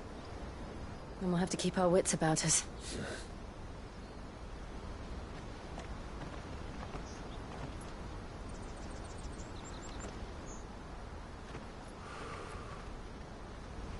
Clive? Something wrong? Nothing. It's nothing.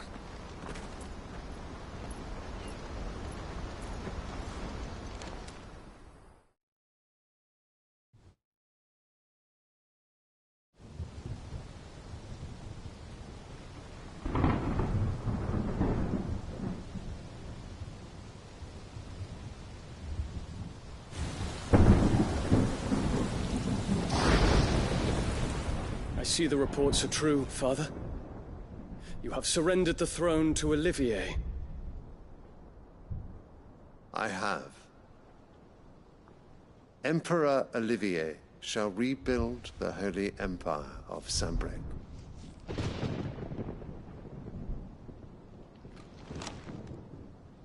How is he to rule an empire?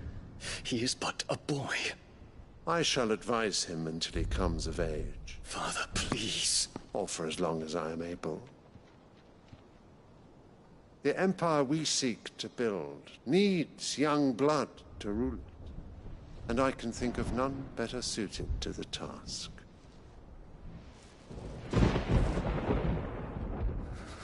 There is other news, Dion. Hugo Kupka is dead, and Drake's Fang destroyed. The pillars of the Republic have fallen. Ere long, the Imperial banner shall fly over every city in Storm. And then, Valisthea. All shall bow before their Emperor. Father, these are the words of a tyrant. They are the words of a god. The Emperor whom I gladly serve. Great Greeker, made flesh.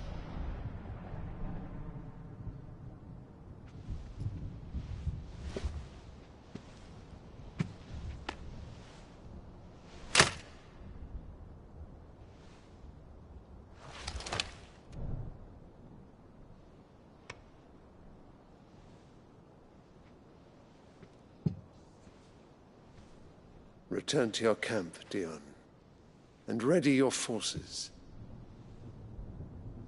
It is time to show the world the true power of Sanbreque. Father. I find you much changed. Is this truly the path you wish to tread? Or are these the ambitions of another? Of Ultima, perhaps? What nonsense is this? I speak my mind, and my mind only. Though I do owe Annabella thanks for reminding me of certain truths regarding the nature of nations, of rulers, and of the divine. You would trust the words of this traitress? She betrayed her country. She slew her husband. You have ever been an invaluable servant to Sanbreque, Prince Dion. I trust you will continue to serve your Emperor in the wars to come. Canker! Silence! Insolent wretch! You will bend the knee. All else is heresy. Sire, forgive me. This audience is over. Come, your Radiance. The Rowena Syndicate awaits your pleasure. Oh, not another meeting with silly old men.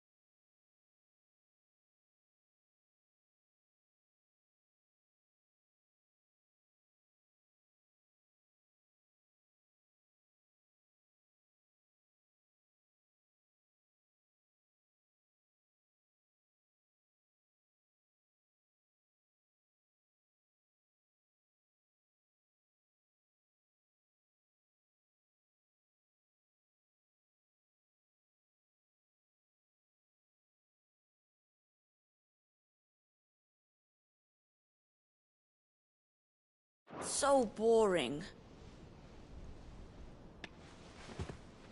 I'm hungry, Father. Can't we have luncheon instead?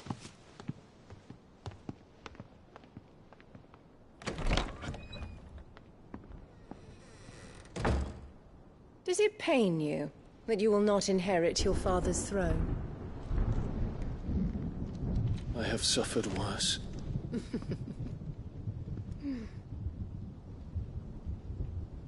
Count your blessings, Dion. For a base-born child to be chosen by Bahamut is miracle enough. You have risen high on his wings, but you shall rise no higher, lest your impure blood stain the throne. What do you know of my blood?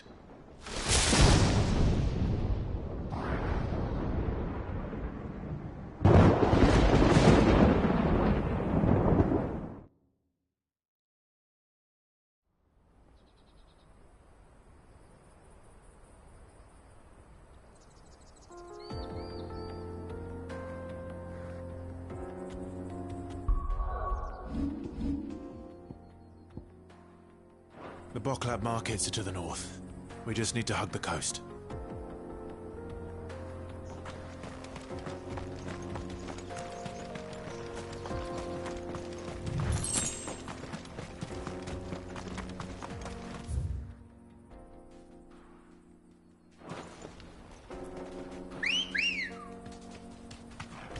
Come on.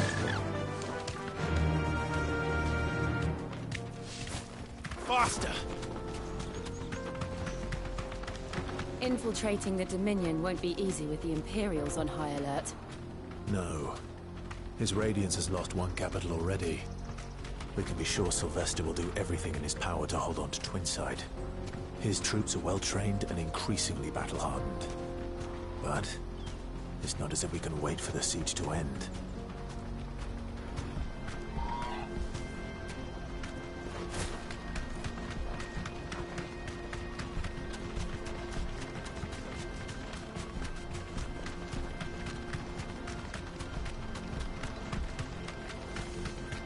More refugees.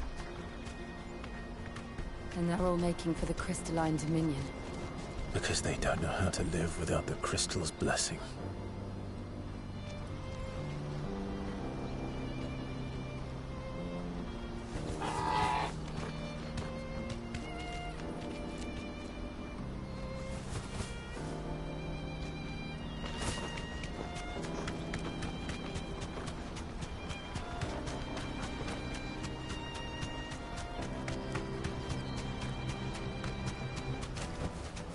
I can walk from here.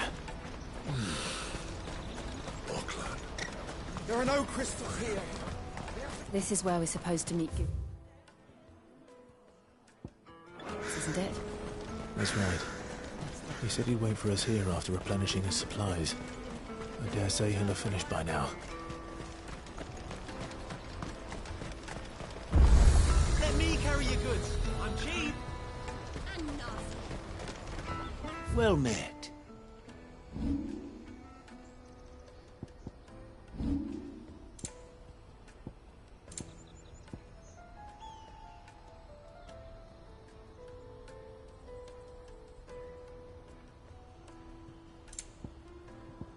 You're welcome anytime. Out of my sight, wretch.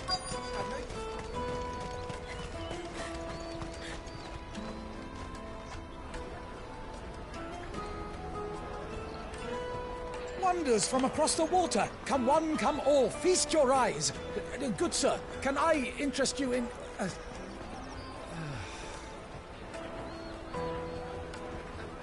How much? For a measly crust of bread? You won't find any cheaper. Not nowadays. But you're more than welcome to look.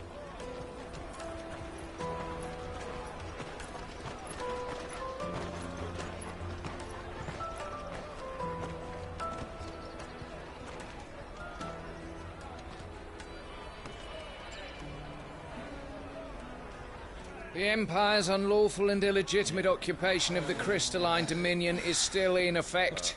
Only those whose business in Twinside has been officially approved by the Republican Army will be permitted to cross the border.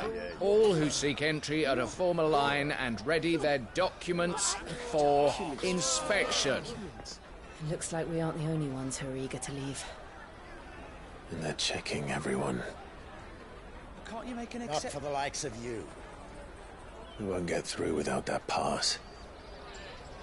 Let's go and find Good, shall we?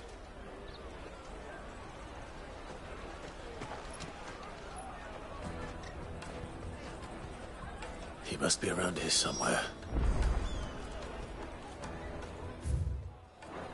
Come, taste my peaches! They're sweet as nectar! I'll take the large one. Ah, Good. There you are. Clive, I'm so sorry. Don't tell Nan, will you? Slow down, Good. Just tell us what happened. It's me trader's pass. It's gone. We cannot ride the caravan without it. We won't even be able to get through the flipping checkpoint. Do you remember when you last saw it? It was in my pocket a minute ago. Then a bairn bumped into me and... Yeah. You don't think that they might have nicked it, do you? It wouldn't surprise me. A busy market like this is prime territory for pickpockets. So, to get the pass back, we need to find this child. Where would we even start? I know where! I've got a pal in Bocklad who might be able to help us. No one knows more about what... Find her. She's the owner of the Crimson Caravans, up that way. Sign's got a red chocobo on it. No time like the present. You two go on ahead. I'm gonna check the rest of my stuff, make sure naught else is missing. All right. We'll meet you there. Let's keep an eye out for this red chocobo, then. And the other on our purses. Still a checkpoint.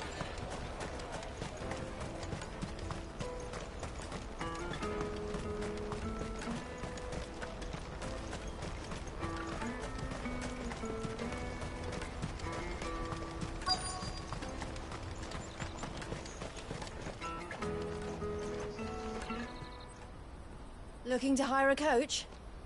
It's 10 million for a two-birder to the Crystalline Dominion. Take it or leave it. Oh, we're not here for that. Then I bid you good day. Oh, wait! Don't go, El. He's me mate. As I live and breathe. Goots, what are you doing back in Bocklad?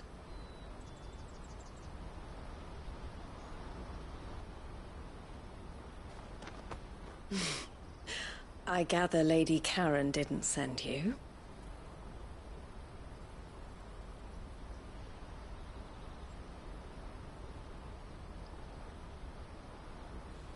So what trouble have you got yourself into this time? It's me trader's pass. It got stolen. By a little bairn.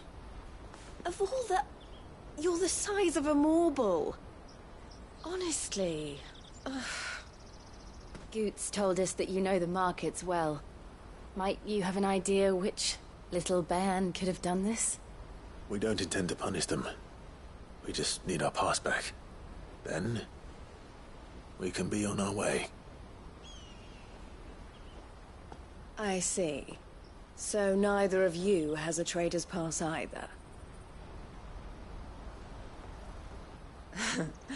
Not that anyone would take you for traders, but I suppose that's why you came to me, correct?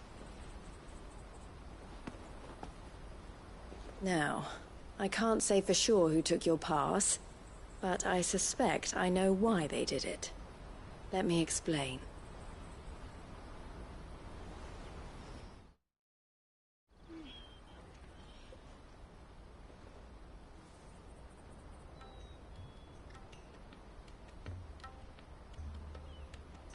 Ever since the Fist marched on the Dominion, the Republic has been clamping down on any commerce that might aid the Empire more than it does us. Which means traders' passes have gone from being merely a way of easing one's progress to being essential if one wishes to cross the border at all. And with demand outstripping supply, they've become a precious commodity, leading some to seek to acquire them by less than legitimate means. So the children are stealing passes to sell on the black market? Yes, and no. Passes are inscribed with the names of their owners, and yet none of the victims' names have appeared on the register of those passing through the checkpoint. Which means? That someone is doctoring the stolen passes. The same someone who is encouraging the children to steal them. And the same someone who has Goots' pass, no doubt.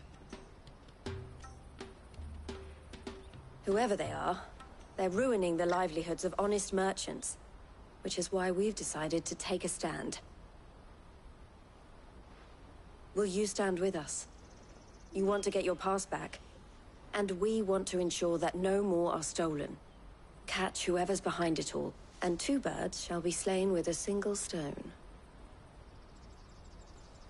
Is there any other way of getting to the Crystalline Dominion Goots? They won't let you in if you're not with the caravan. It's that, I don't know, try swimming across the strait. But the guards will definitely spot you if you try and do that. Like, we don't want to get spotted, right? So either we find the people who took the pass, or give up all hope of entering the Dominion. All right. We'll help. Thank you kindly. But I don't know your name. Eloise at your service. Clive. A pleasure doing business with you, Clive.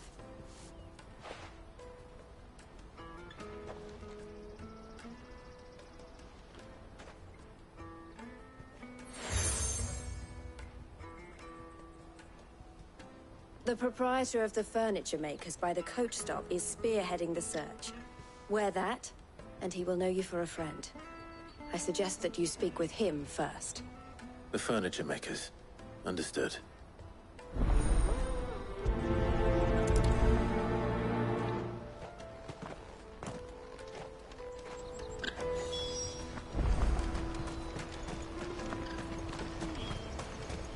Out of my sight, wretch!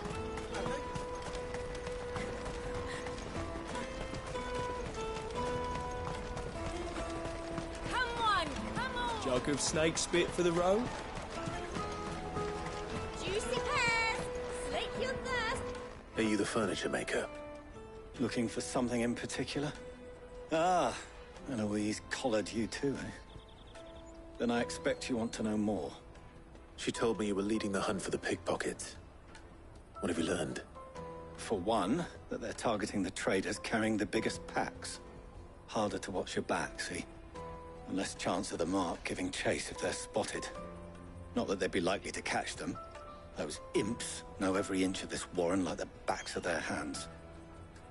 Their eyes must have lit up when they saw Goots. The fishmonger round by the gate's been trying to track down the children involved. You should go and have a word with her. Thank you. We will.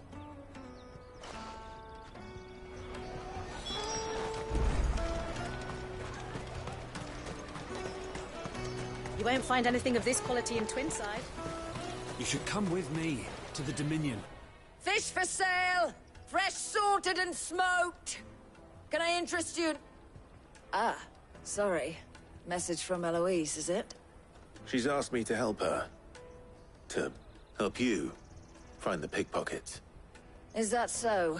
Suppose I better tell you what I know, then. For one, this isn't a family operation. All the traders say the children who stole their passes were dirty, dressed in rags. Street urchins, by the sound of it. We get a lot around here. Orphans from the wars. A few, perhaps. You saw the refugees gathered by the entranceway? They're all looking for a new start in the Dominion and beyond. Some of them take it as an opportunity to rid themselves of unwanted baggage. The shame of it. Whoever's behind this would have to have made themselves known to the children at some point. And so should we. You should start with the children around here, then. I doubt they're the ones involved, but they might have heard something. It's worth a try. All right then. Questioning children. How hard can that be? You won't find anything of this quality in Twinside.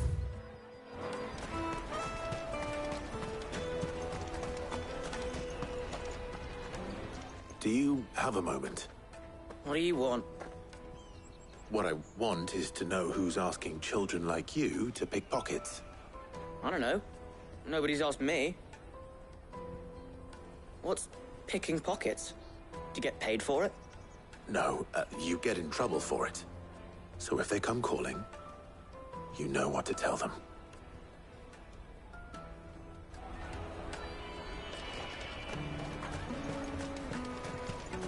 The finest earthenware from the Free City! All but unbreakable! Excuse me, do you mind if I ask you something? Can't stop you. I was just wondering if anyone has asked you to do anything out of the ordinary recently. Anything you grown-ups ever ask us to do is shut up and go away. So guess what I'm about to tell you to do? Sorry. I'll leave you alone.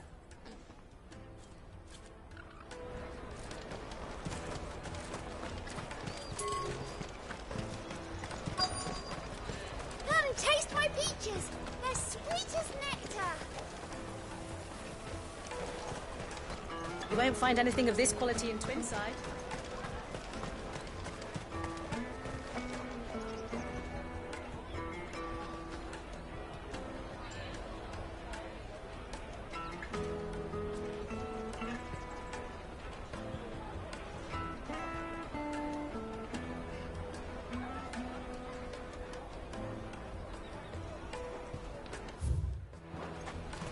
Caravan stops next to the checkpoint. Jug of snake spit for the road. Excuse me? What do you want? I don't have any money. It's all right. We're not going to hurt you. We just want to talk. What about? We've heard that some very bad people are making children like you steal from travelers. We need to know who's behind it so we can stop them. I don't know much about it, really. But my friend, Honza, he said he got a job. Doing something dangerous. Sounds promising. We need to find him and ask. Do you know where your friend might be? He's usually by the tents outside town. Thank you. You've been very helpful.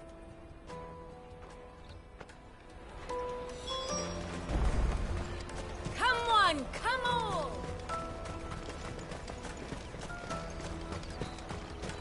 Peaches and pears.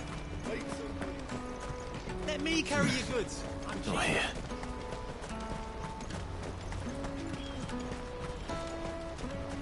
What do you think, girl?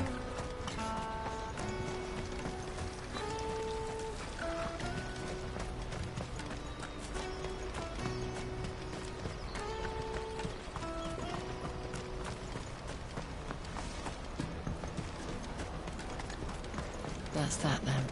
She must have meant the refugee camp. Let's hope he's still nearby. Daddy. I'm hungry.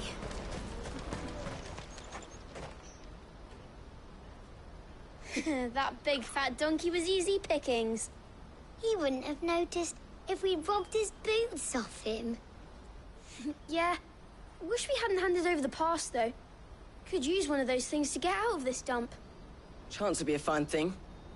The moment they found out, they'd string us up by our guts. Would they now? Perhaps you'd like to introduce us to these charming characters. Shit, we're in trouble now. What do we do? You two get caught if you want. I'm off. Hunter, where are you going? So that was Hunter, eh? Jill, you watch these two. I'm going after him. All right.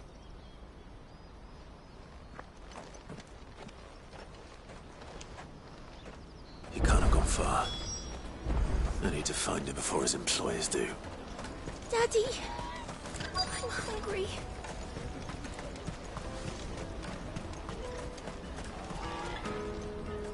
Did you see a boy run past? He stole something from a friend of mine. There was a boy round back there towards the chocobo pen, but... Thank you.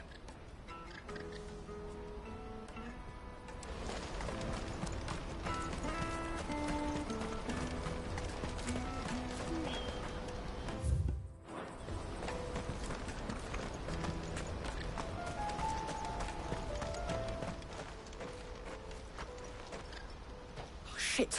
Cornered. It's all right, Hansa. I'm not going to hurt you. I just want to ask you some questions. Fine. Not like I've got a choice. I'm looking for the people who are making you steal for them. Who are they? Call themselves the Carstones. They said they'd give me a good gill if I did what they told me. I knew they were bad, but bread doesn't come for free. Didn't come at all half the time, before I started buzzing for them. You know, if I didn't do it, they'd just pick on someone else. Someone they could push around easier. Hansa. You found him, then? Jill. Where are the other two? Eloise is watching over them. She sent Goots and I to look for you. You're... him! I haven't got your pass anymore, if that's what you're after. I gave it to the Carstones. Whatever you do to me, I can't get it back. Not that I go against them, anyway. If it weren't for their gill, me and my mates would have starved.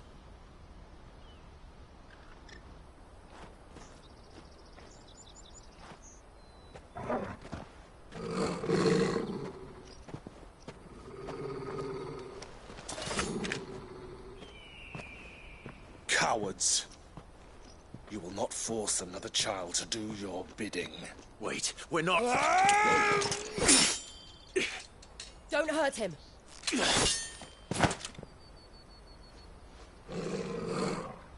You're making a mistake.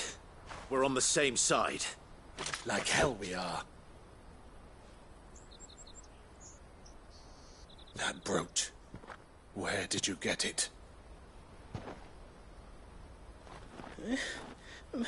Master Theo? Goots. What are you doing with these people? Unless you're the ones my sister was talking about. Your sister?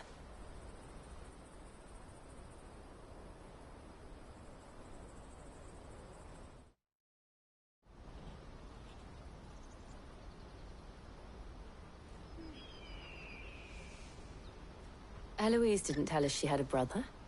And why would she? I'm just her back and a blade. Theodore, at your service. Sorry about before.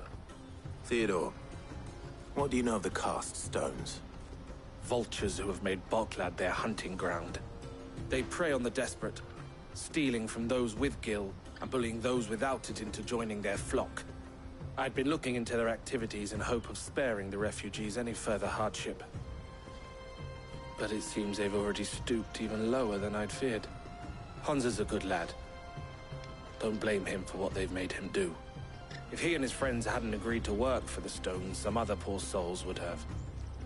On pain of death, most likely. Clive, was it? And my sisters asked you to help put an end to the pickpocketing. Then we all want the same thing.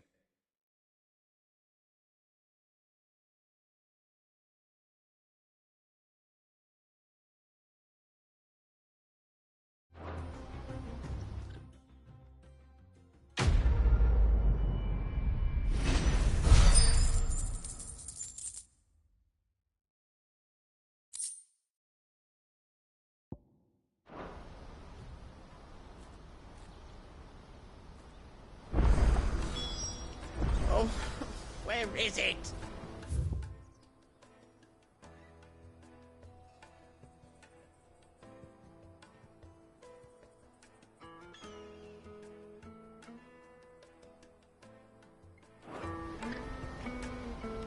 I'm sorry. So, what's the plan? What else? We find the cast stones, and we crush them. You get your trader's pass back, and I make...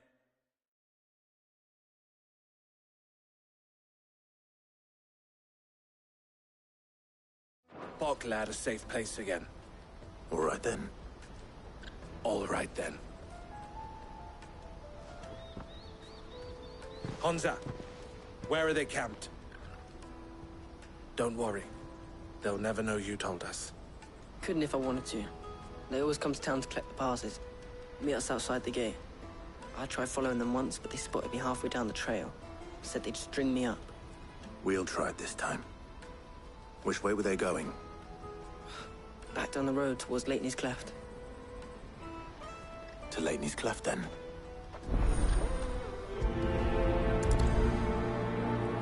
Leighton's Cleft is at the south past the camp.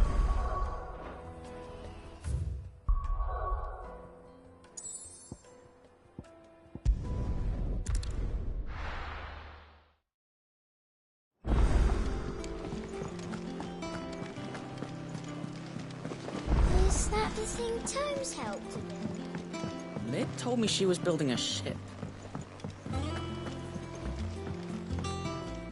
Ah, my favorite pupil. How may I help you today?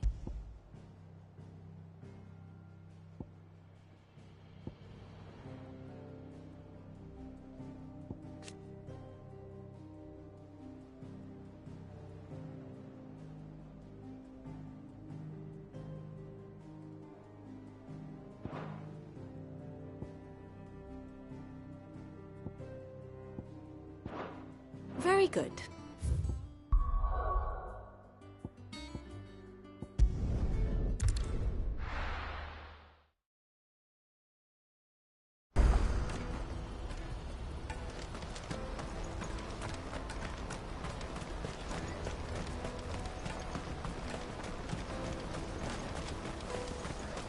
That's that then.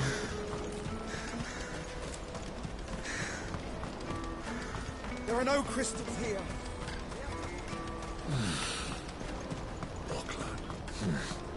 Not here.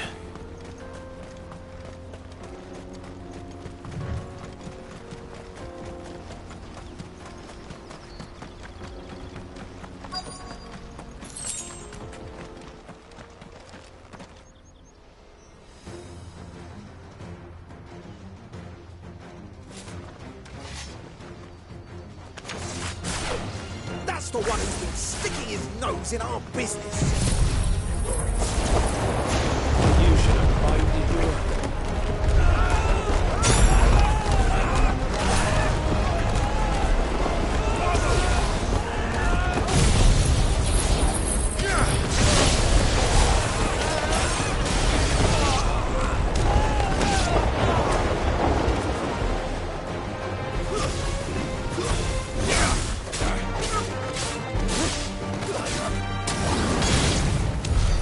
I doubt these were the ringleaders.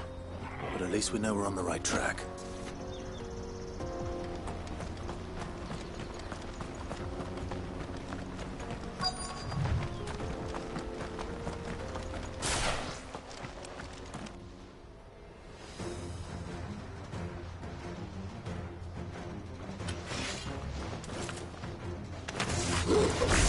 We got company! That's the lot.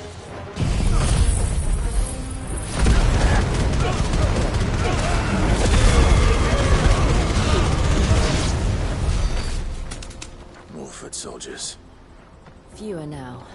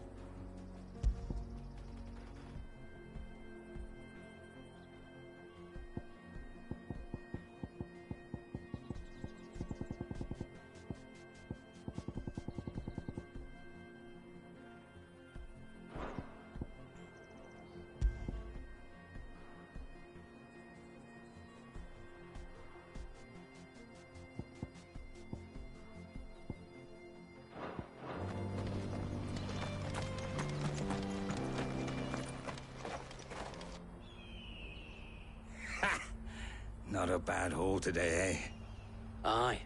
Some of our new recruits are natural-born ne'er-do-wells. Especially the little ones. That Hans has got nimble fingers, all right. It'll be a shame when they chop them off. But till then, let's make the most of it. Scum. The leaders of the cast stones, I take it. They don't deserve any mercy, Clive. I wasn't planning on showing them any. We're ready when you are, Theodore. Oh, I'm ready.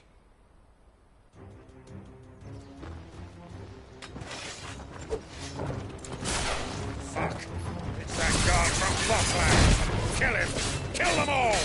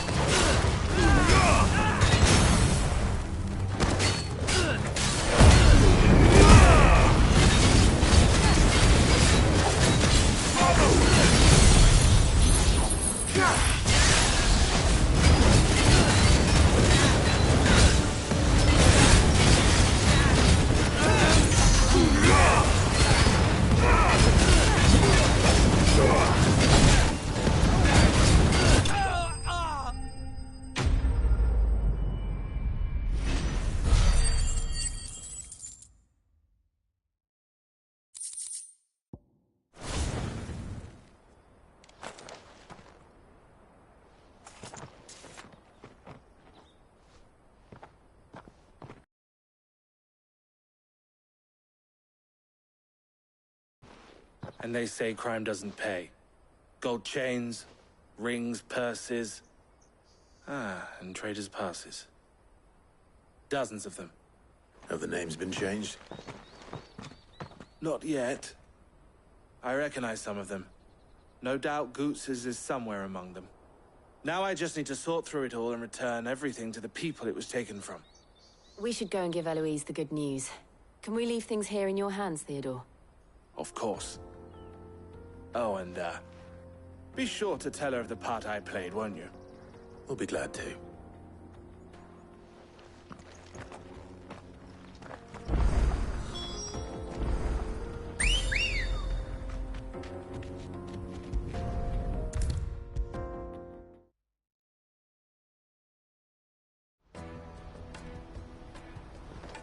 Ah, Clive. How goes the hunt? My brother isn't getting in your way, I trust? Quite the opposite.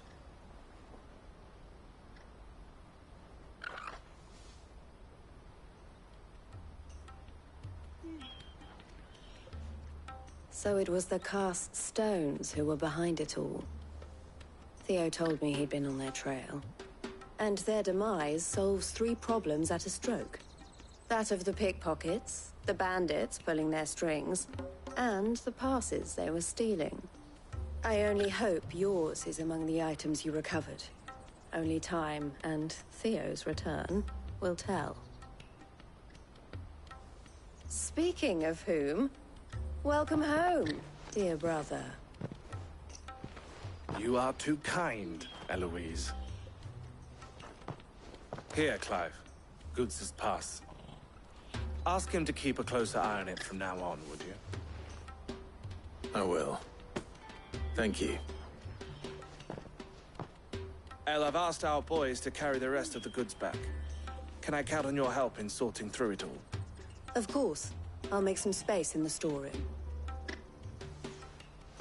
I expect you'll soon be on your way then. But it wouldn't do to leave without introducing yourself properly. Would it now? Sid. Don't look so shocked. We're on the same side. I don't understand. As you now know all too well, we at the Crimson Caravans are always happy to help those in need. For a small fee, we will move anything that needs moving. Be that goods to market, or bearers away from it. I was the first my sister helped escape. If it wasn't for her, I'd have been branded as a boy. I had no idea. It just so happens that we are seeking to expand our operation. And who better to join forces with than the leader in the field? Wouldn't you agree, Theo? I would. It seems our purpose is the same in more ways than one. So what would you say to working together again? It would be our pleasure. And our honor. The honor is ours. Here, Clive. This is for you.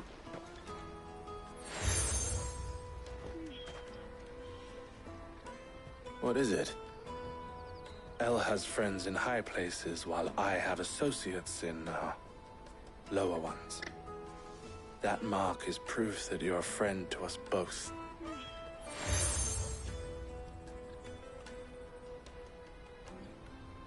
I shall bear it with pride. Well, all that remains is to wish you a safe onward journey. Goots's pass should secure you a place on the caravan, but if you encounter any difficulties, we would be delighted to provide you with a coach of our own. For a discounted price, of course. Say, 9 million? We'll try the caravan.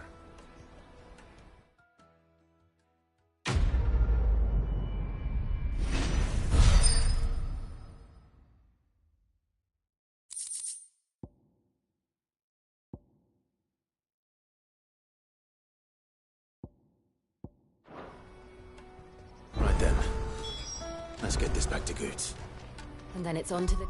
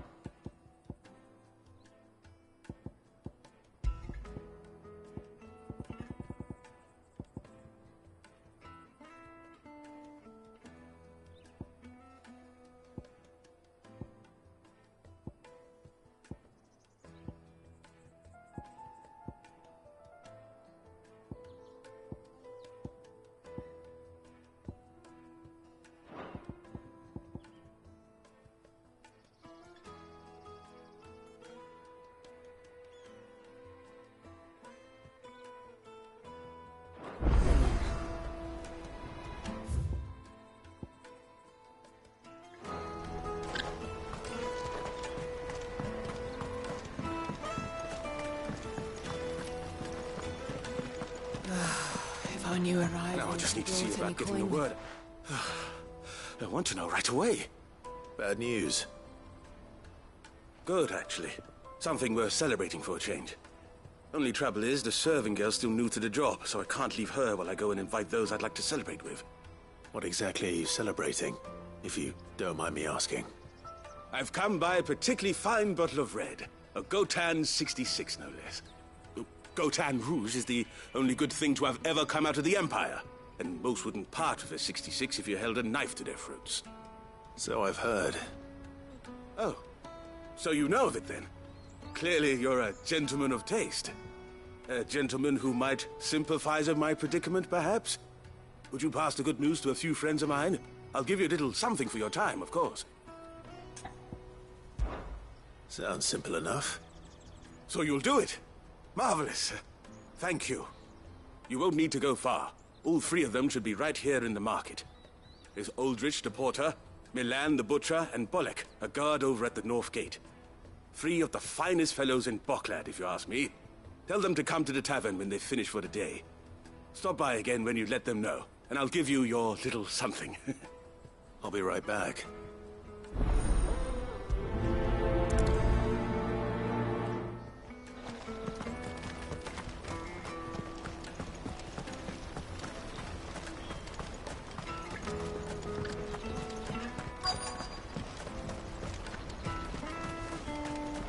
Hurry, man. I must... I've been asked to find Aldrich. The porter. I don't suppose that's you, is it? That's me right enough. You need something delivered? The innkeeper sent me. He said there's a cup of Gotan 66 with your name on it when you're done for the day. A 66? Look at me. If he's just got hold of it now, it must have been in the crates he had me carry down from Sambrek. From the Empire to Boklad. You must be a braver man than most. That's a treacherous route to the best of times. Such is the porter's lot. There's not a patch of storm these feet haven't traipsed across. It's Oriflamme one day, then off to Canva the next. The farther you're willing to go, the fatter the purse. Which is why there's no shortage of competition for some of the longer routes. I'd say I've done enough for today to earn myself a cup of something tasty. Thanks for letting me know.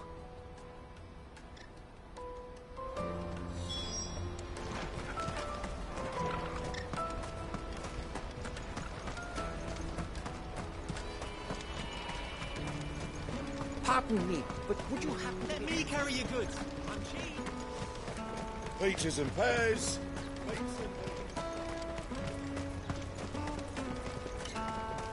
Come on, come on!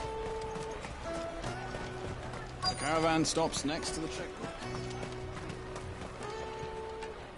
Are you Milan, the butcher? That's me. What can I do for you? The innkeeper's just had a special delivery. He thought you might like to join him for a cup of wine after you pack up for the day. He knows me only too well. And I've got a ham here that will go handsomely with a nice drop. Wine and ham to spare. Boklad clearly isn't suffering then. Comes with being the place everyone has to pass through to get to everywhere else. Those who travel the Crystal Road bring all manner of goods with them. We get meat from Sanbrek, herbs from Rosaria. Why, sometimes we even see curiosities from across the Narrow. My old man knew what he was about when he set up shop here all those years ago. Anyway, thanks for the good news. Oh, you know what? Maybe I'll shut up shop early. Wouldn't want to keep our friend waiting.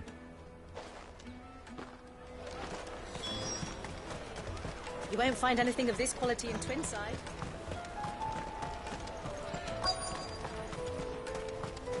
Get us through! I'm looking for Bolek. I was told he'd be guarding the gate. Well, you found him. You're not here to enlist, I take it? The innkeeper sent me. He's just taken delivery of a rare vintage, a Gotan 66. He thought you might like a cup. I've never said no to a goat hand. I'm not about to start now. Thanks for letting me know. You must be a busy man. The market would be flooded with refugees if we weren't here to stem the flow. Oh, my heart goes out to them, all right, but we've got our orders. No papers, no passage. Plenty try to slip past us nonetheless. And every now and then, one of them's foolish enough to try and force their way through. And when they do, well, things can get nasty. You know what? That wine's sounding better by the moment. Well done. I wonder if the innkeeper might spare a cup of that wine.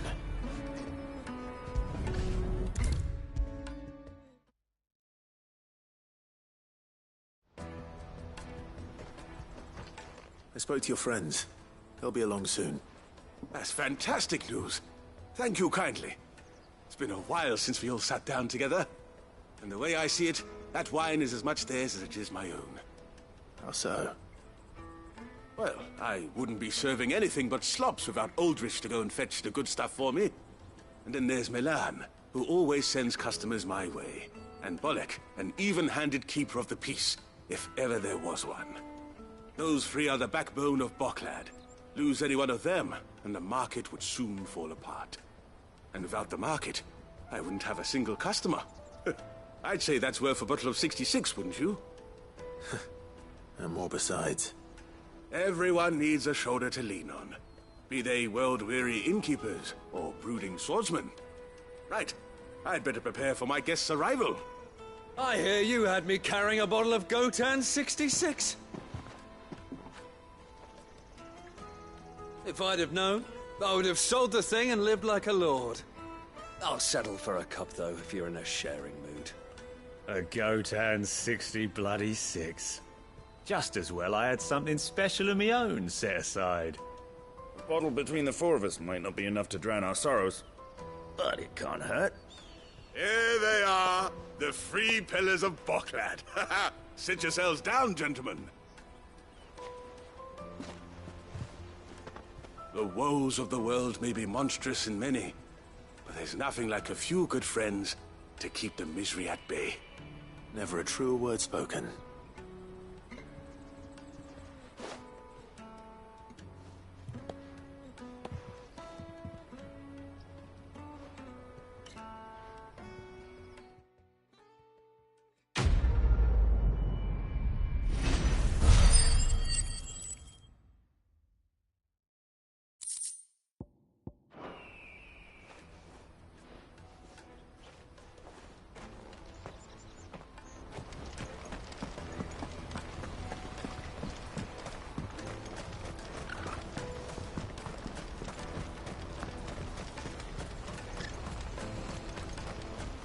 Carry your goods. Pardon me, but would you have that well-notched steel and impressive physique? I have need of a sword for hire, and yours looks to be a weapon well worth the coin. Might you be convinced to offer me the use of those formidable arms? How exactly do you intend to use them? Well, being something of a scholar of Zemeckis history, I wish to investigate the ruins near the city, and I require a rugged companion, lest I find myself waylaid by ne'er-do-wells or the beasts said to roam the area. Should you accept, you will not only earn yourself material wealth, but partake of the true treasure that awaits us there.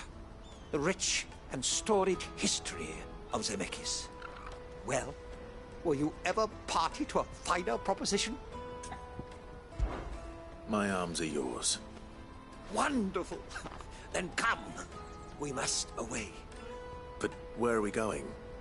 Along the old Zemeckis Road, and from there, onward to discovery.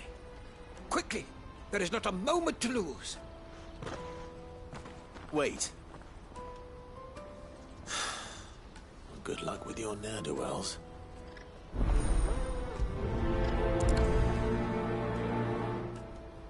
I'd better make sure he doesn't get himself killed.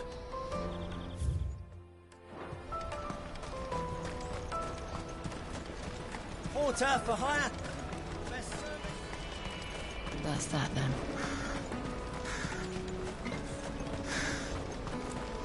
There are no crystals here.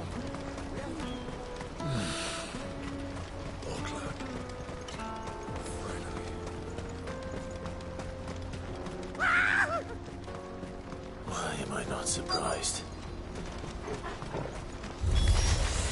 You'll hand over your coin if you know what's good for you.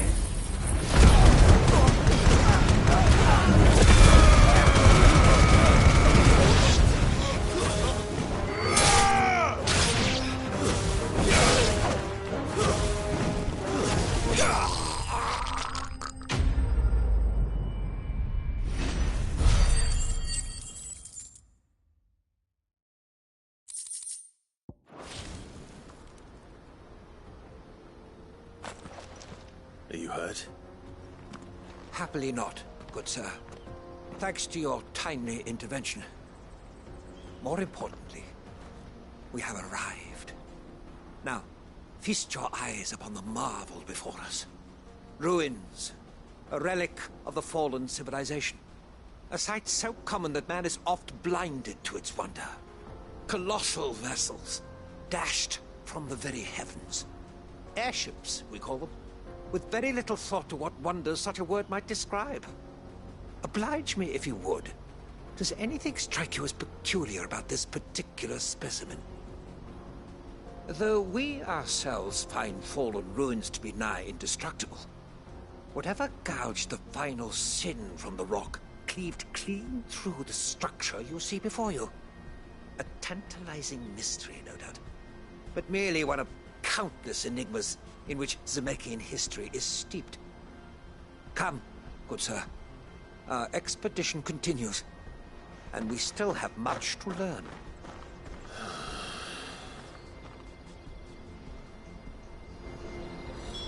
He's passionate. I'll give him that.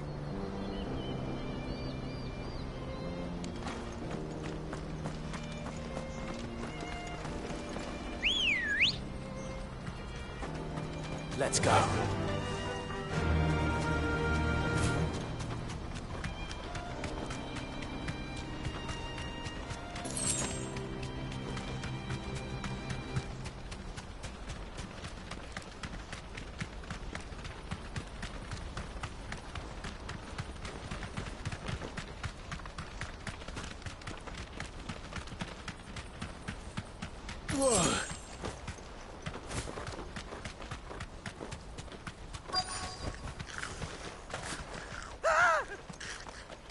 Not again.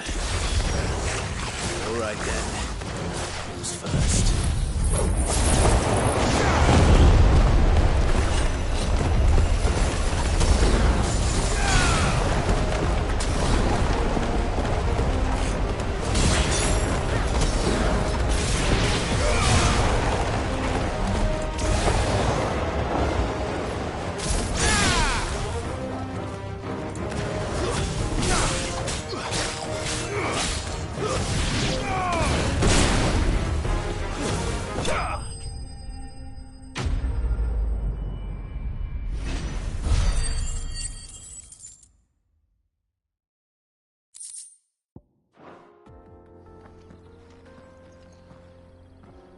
You're going to get yourself killed. Oh, that would not do. That would not do at all. Not when such majesty stretches out before us. Behold, the final sin in all its glory. As Moss tells us, a battle was fought here in ancient times. A battle of such ferocity that it tore a great crater in the very land upon which it was waged. For their holy sanctum did man enrage the gods, and great was the vengeance that was rained down upon him. Alas, the full truth of the matter is lost to time, though I live in hope that I might see it discovered. But we must not dwell upon such things. There is more yet to see. Onward! History awaits!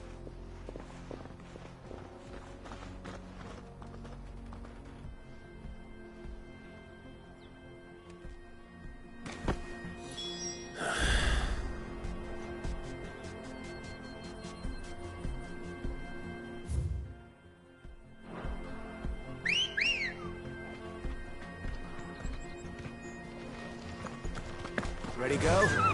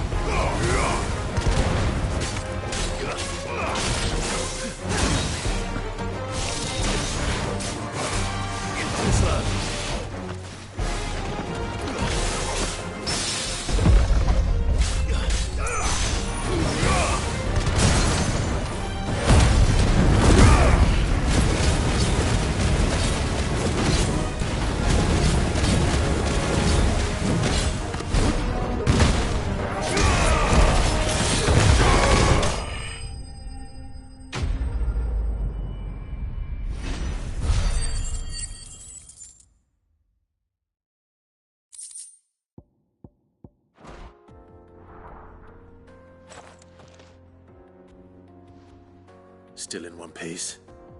It would seem so. Once more I am in your debt. And once more you impress me with your prowess. These were no ordinary foes, but ones we in the field call echoes. Though Moss the Chronicler concurs with the legends in attributing the fall of Zemeckis to a wrath wrought upon mankind by the gods, he offers little in the way of explanation. Could the ruins we see before us here, in all their elaborate beauty, perhaps suggest an answer? Could the construction of such miraculous edifices have been considered an encroachment upon the province of the divine? Alas, all is mere speculation. But one day, perhaps, I will learn the truth. Not if you keep running headfirst into trouble. You are right, of course. And not only have you plucked me repeatedly from the jaws of death, you have proven yourself a willing audience to my ramblings. Glad to help, but didn't you say you came here to investigate something? I fear I may have rather overstated the case on that front. In truth, a captive ear was all I really desired. You see, even my fellow scholars have grown somewhat weary of my musings of late.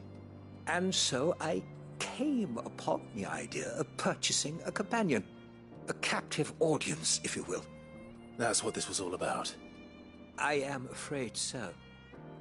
And now, my good man, it is high time we returned whence we came. Fine. Just don't go running off this time.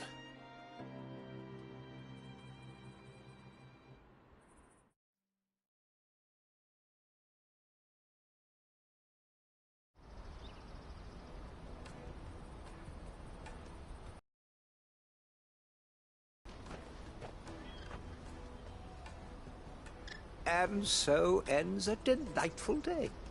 Here, your reward for humoring my selfish whims, plus a little extra for the trouble I have put you to.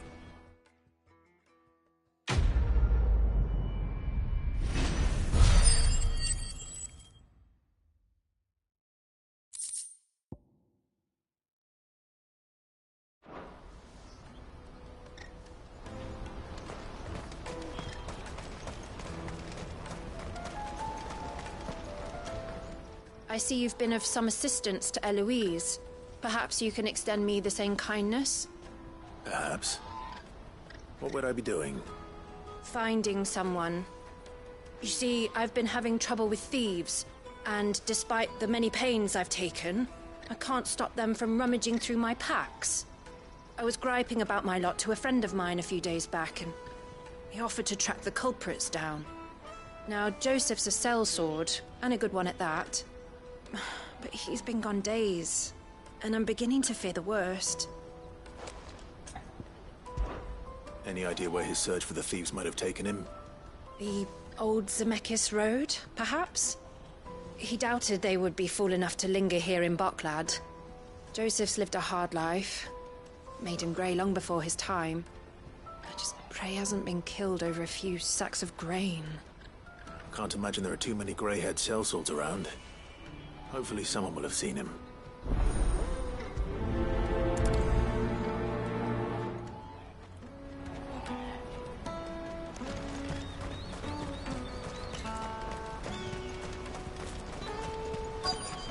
Daddy, I'm hungry. What do you want? I've no coin on me. Just information. Has a sellsword passed through here?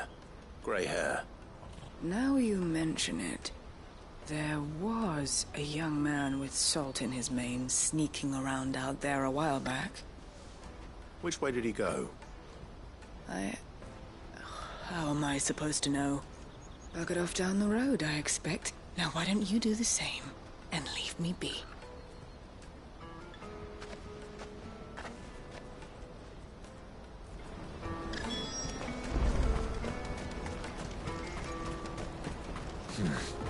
Not here.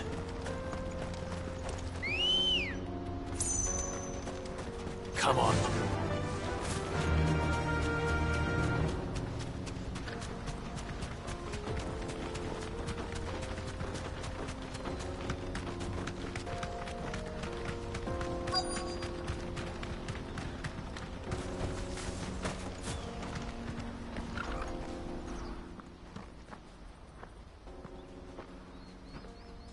We don't want any trouble.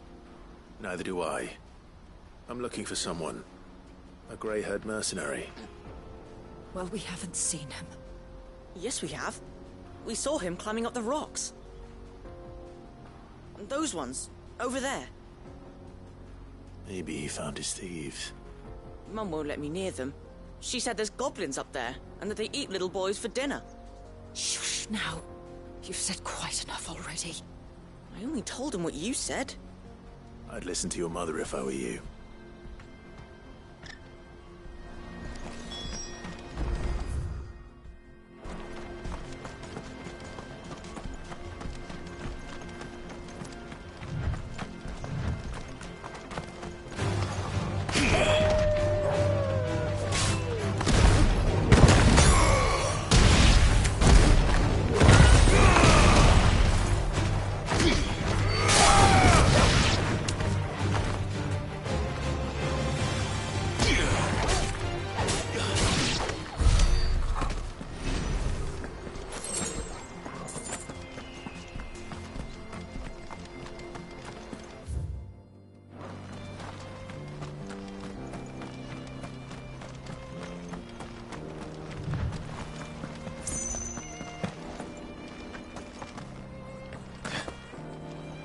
Joseph's thieves really lug their stolen wares all the way out here.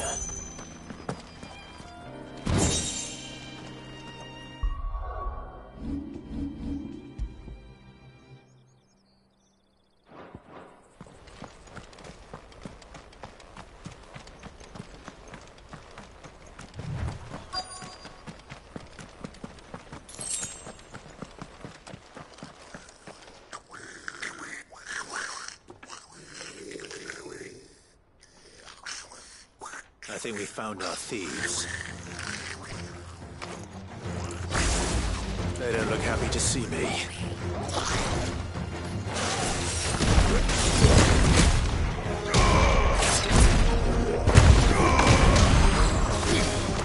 There you go.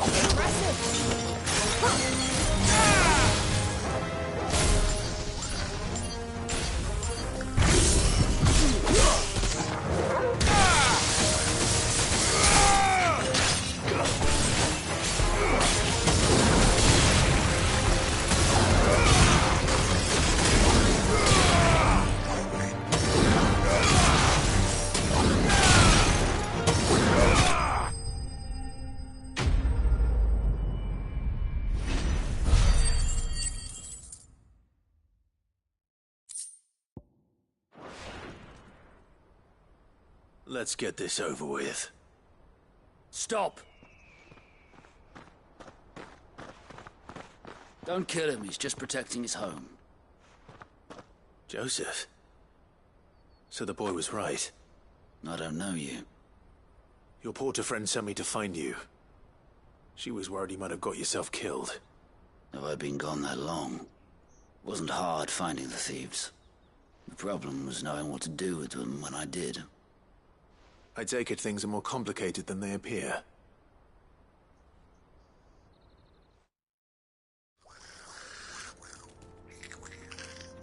I'd all but ruled out that.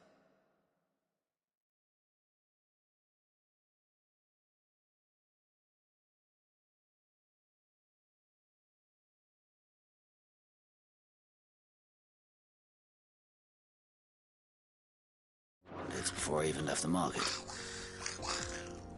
You know why that is? Because our thieves had no interest in gold or gems, or anything they couldn't eat, for that matter. Add to that the rumors of goblins in the area, and the mystery practically solved itself. I soon found their cozy little homestead, and all the missing food. I launched myself at them, full of righteous fury, but their leader was the only one who moved to meet me. The others, they huddled around that food, ready to die protecting it. They stole because it was that or starvation. I've been there myself, back when times were hard. So you spared them, and earned their trust into the bargain by the look of it. These goblins aren't native to the area. They don't know how to survive such barren lands, so I've been teaching them. And once they've learned to hunt and forage, they won't be fool enough to risk their necks in Bocklad. I'm impressed. I didn't know goblins could be reasoned with. Do me a favor. Let the porter know I'm safe. I'll head back to the market once my work here is done. Oh, and don't mention the goblins. I don't want people coming here brandishing pitchforks. Not now this lot have sworn off thieving. Your secret's safe with me. I appreciate it. Thank you.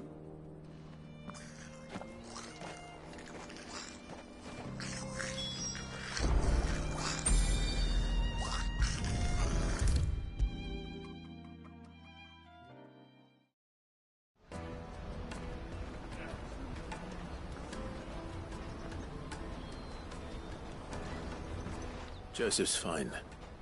He'll be back once he's tied up a few loose ends. That's a weight off my shoulders. He certainly knows his business. You found your thieves all right. And I dare say they won't be coming back.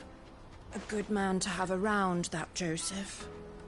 And if he says there'll be no more thieving, that's good enough for me. Thank you for putting my mind at ease. Here, for your troubles.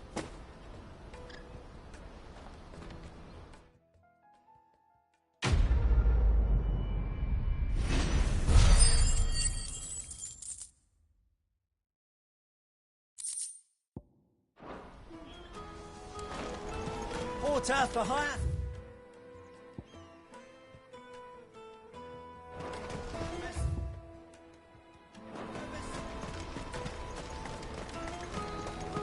Let me carry your goods. I'm cheap. Peaches and pears.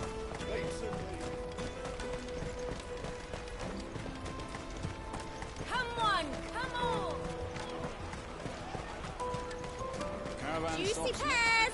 Slake your thirst without a crystal. What I'd really want to be is a blacksmith. Here you are, good. Try not to lose it again. Me pass! You found it! Oh, thank you so much. Nan would have killed me if I'd come back without it. I'll have to say thanks to Elle and Theo, too. So should you, Hansa. You and your friends don't have to steal anymore.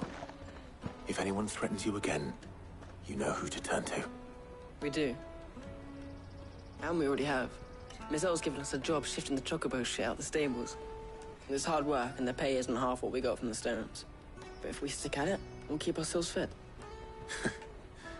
You stick at it, then. And Goots, I'm sorry for stealing your pass. That's all right. I've got it back now. And all's well that ends well, eh? You said you're trained to be a blacksmith, right? Well, I'm gonna be your first customer. I'm gonna save up all my gil and get you to make me a massive sword. I'll do me best. Till then, eh?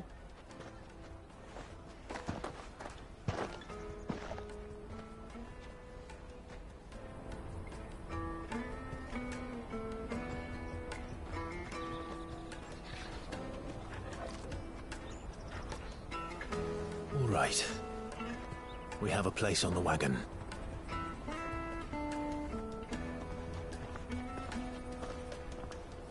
Remember, Goots, we're mercenaries. You hired us to protect you. Mercenaries. And you remember the plan? You're to ride all the way to Twinside. Jill and I will go with you as far as the outskirts, then find our own way in. I'll buy that stuff I need. Right. And we'll scout out the Imperial's defenses. There's a square with a big bell tower right in the middle of town. If you get lost, or out goes wrong, we can meet up there. All right. Let's go.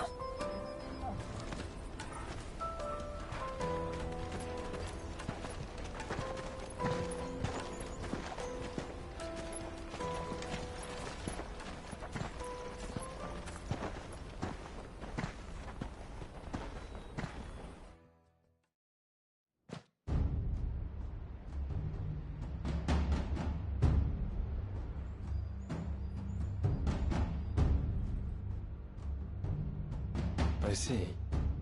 And you're quite certain your father has no knowledge of Ultima? I am. I have no difficulty believing a sinister force has come to exert an influence on Sanbreque. But be that as it may, it is yet to claim my father. For better or worse, his radiance speaks his own mind.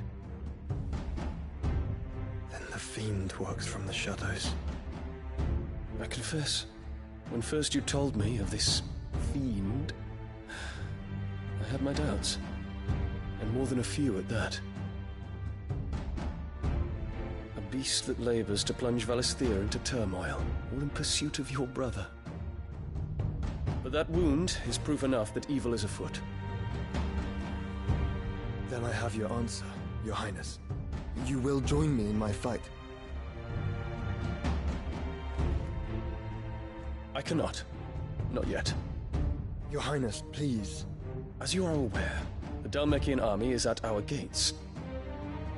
They have lost their mother crystal, and with it all hope of a negotiated withdrawal. It is but a matter of time before they invade. If Bahamut is not here to meet them, my people will be slaughtered. Though not by Hugo Kupka, thanks to Ultima's machinations. I know the fate of your people weighs heavy on your conscience, but if we do not put an end to Ultima's plans, they shall face a far darker fate. The chaos he would wreak would sweep all of Valisthea into the abyss. The lives of every man, woman, and child in the Twins are at stake. I believe what you say, Phoenix. But I have duties of my own, and I must discharge them. Come what may.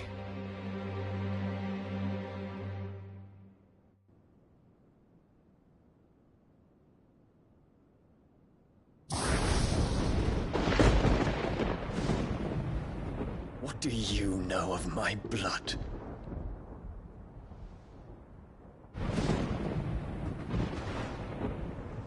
I know that it is wholly unworthy of the highest offices of state, which rightly belong to those of purer breeding. Alas. Your bloodline runs through the Oriflamme gutter, from a whore who weighed her child's worth in gil. Have you threatened my father? Of course not. I merely whispered in his ear that his mongrel son is plotting a rebellion. What? Sylvester listens to the words of his astrologers.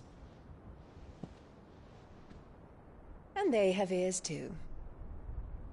You have been feeding them your lies! Should you remain loyal to Emperor Olivier, his radiance may yet crown your head with laurel, and not with tar. Fork-tongued witch!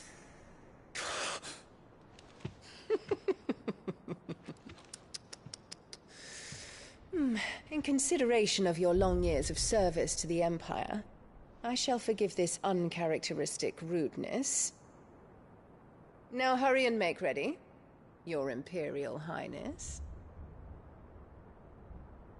Emperor Olivier expects much of you, Dion. Or should I say, of Bahamut. May your fire reduce his enemies to ash, till all of Valisthea bows to its rightful ruler.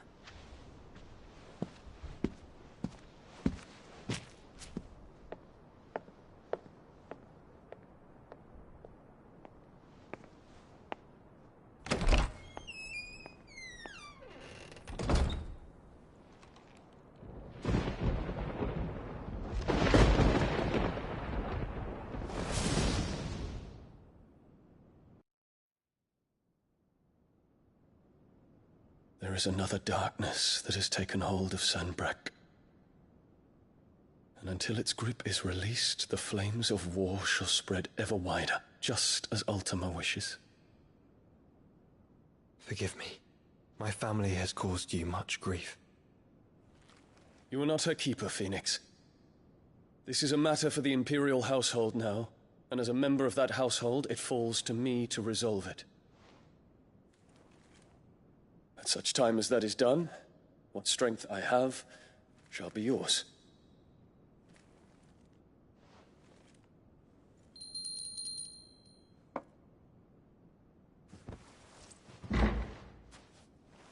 Thank you, Your Highness.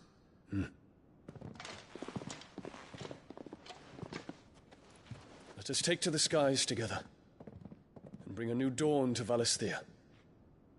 I should like nothing more.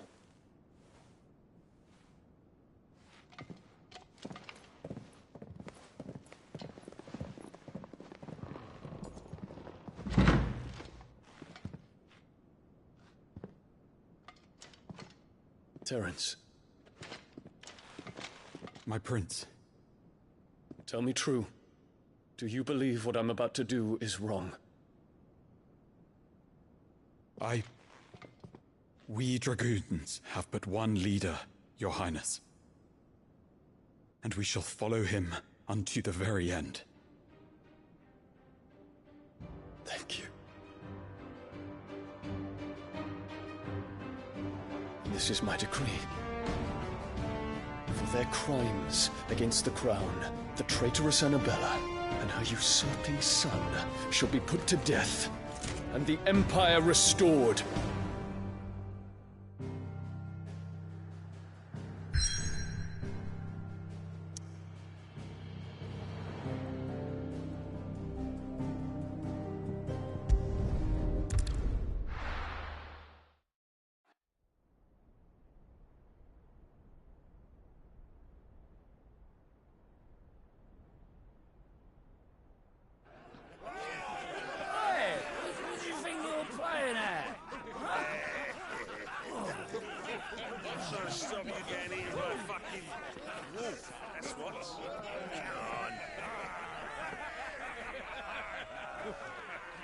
One would never guess that these people stood on the brink of war. They're afraid. They turn to drink to forget their fears. Anything you want to forget?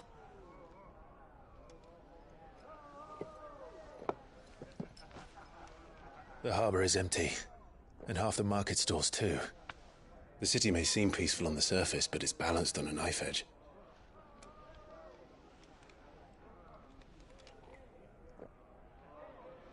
Were we to give it a nudge, it might be just the distraction we need to reach the Mother Crystal. I thought you might say that.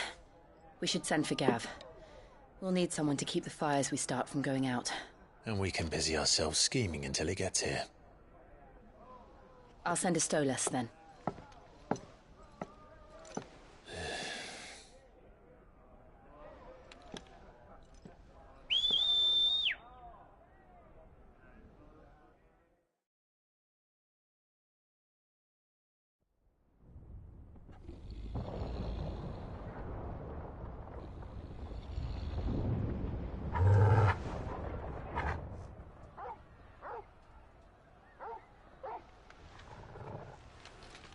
What is it, boy?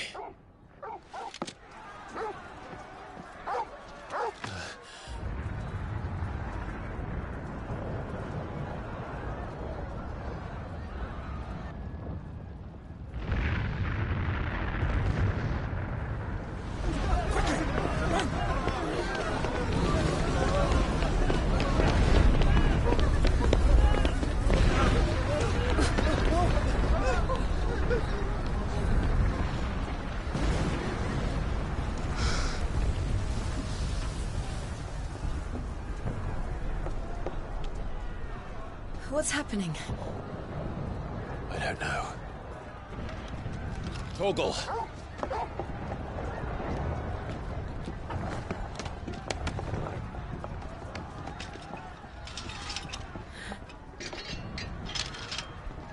This way.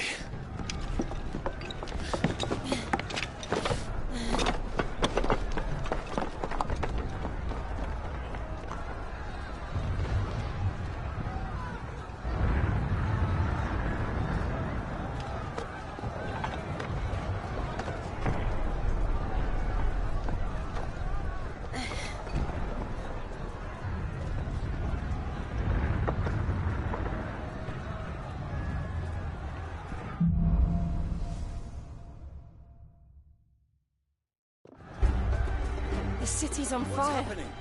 I'm sure Goots is fine. He'll be making for the square. The one with the bell tower. In the middle of town, right? Watchman or sentry is to be slain on sight. But spare the citizenry. His Highness's orders were clear.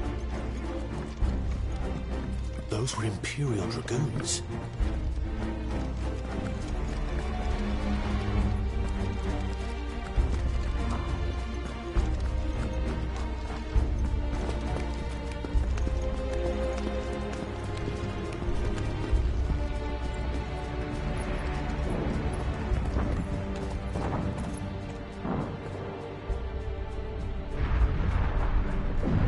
What in the hell is going on? Let's go and see. Right.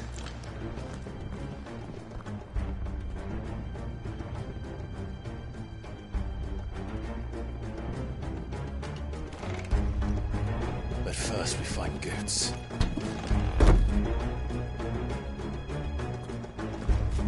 Just hope he's all right. Do we have to?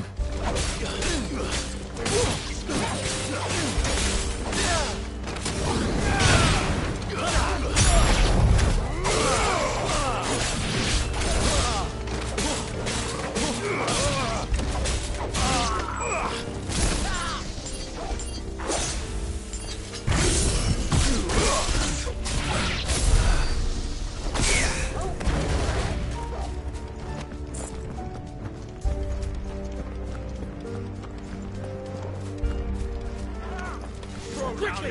Cut them down!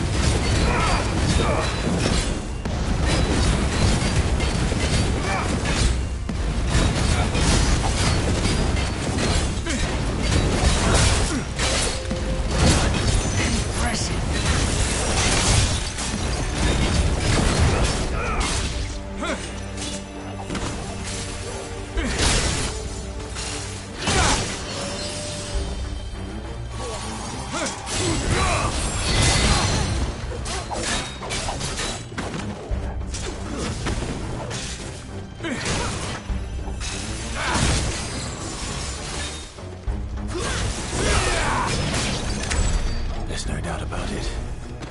They're Dragoons. What is this then? A civil war?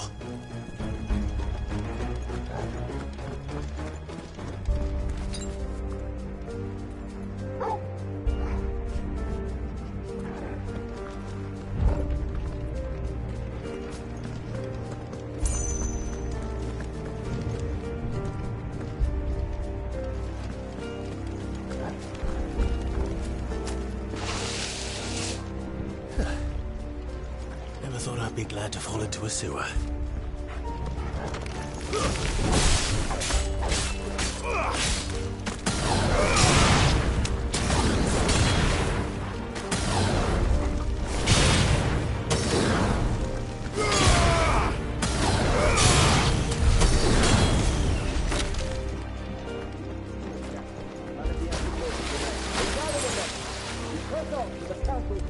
Yes, Captain. What of the men and women in the market district? The evacuation is complete. Good. The those that remain, you thrown.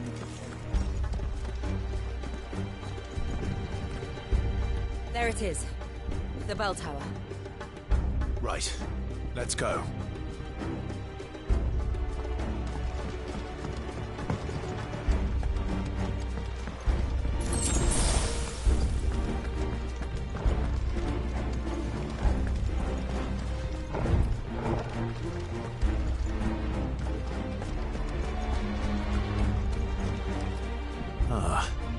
A goods lift.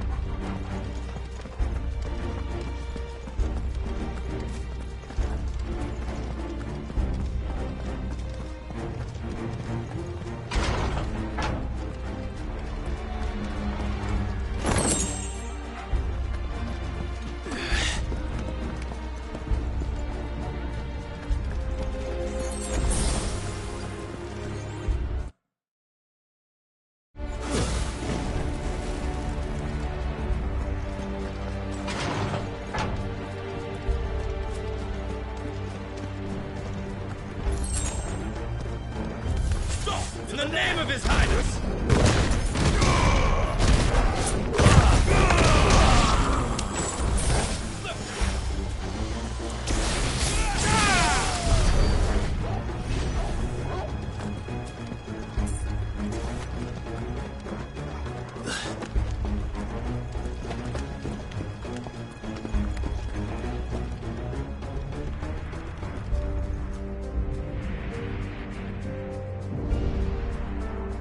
Hold on, kids. We're coming.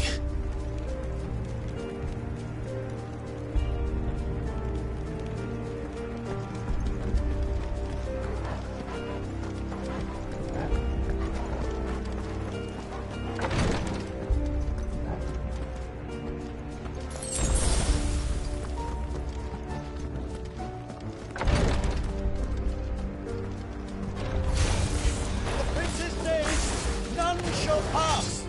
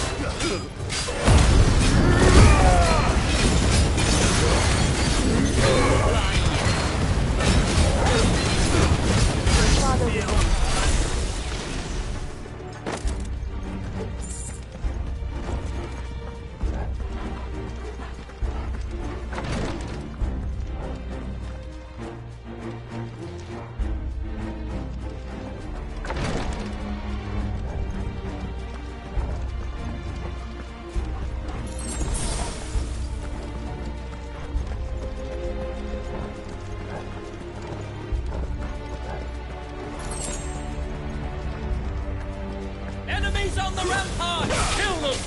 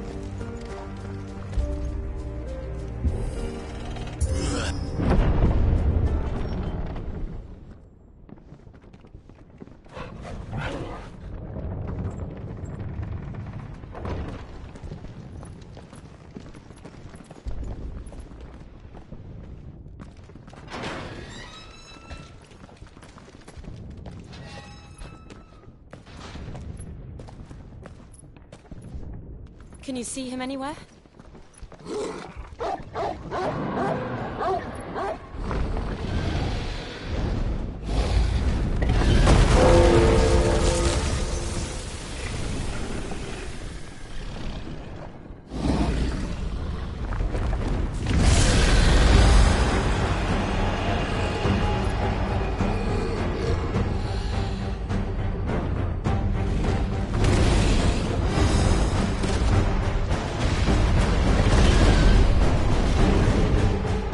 It must be one of the Dragoon's pets.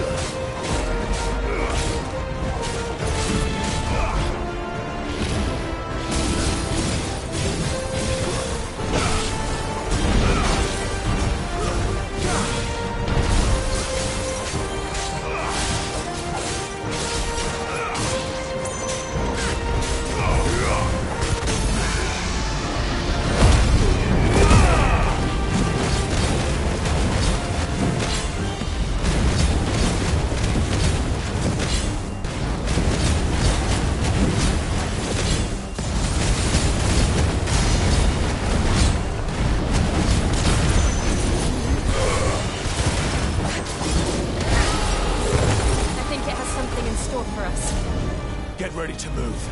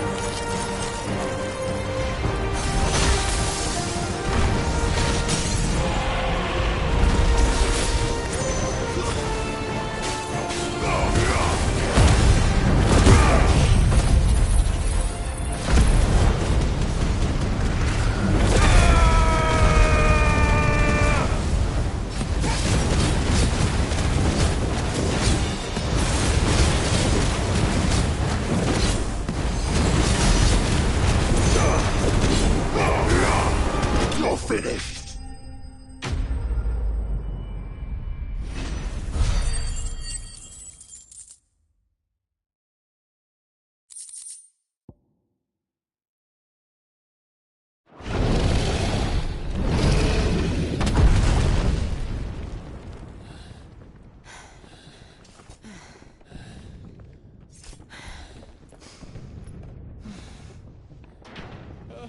Over here, Clive! Are yous alright? Goods, there you are. I didn't know there'd be a dragon. All right. Let's get out of here. Oh! What now? Is that Mother Crystal's heart? What the hell is it doing up there?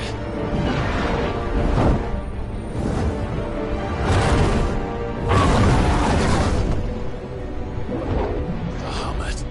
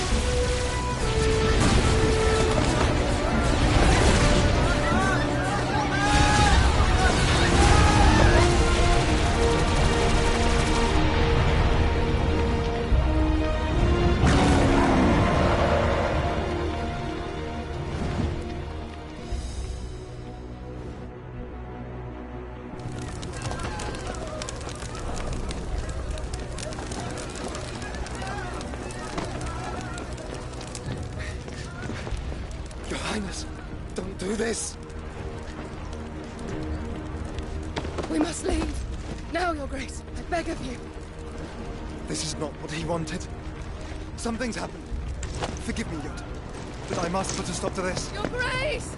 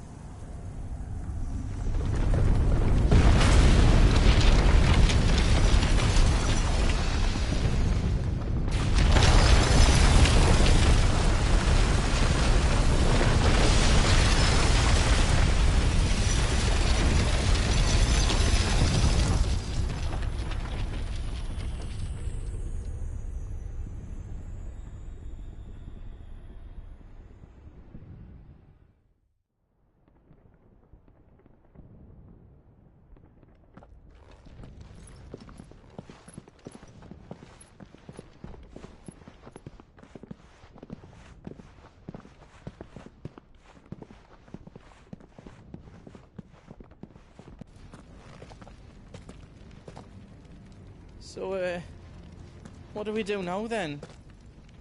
We destroy the heart. We might come back! As soon as the flames die down, the Imperials and the Dalmex will move in. This may be our only chance. And Bahamut has gone for now. You should get as far away as you can, Goots.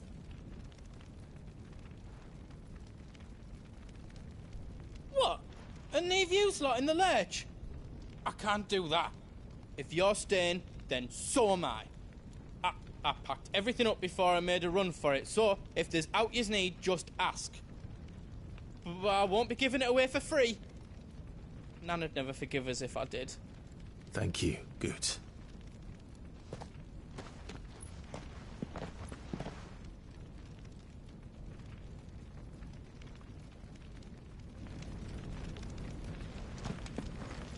What can I do for you?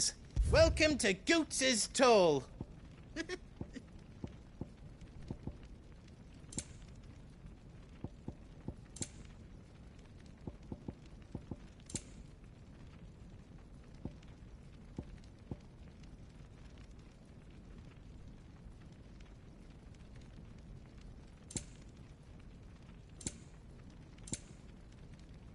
You've got everything you need, then?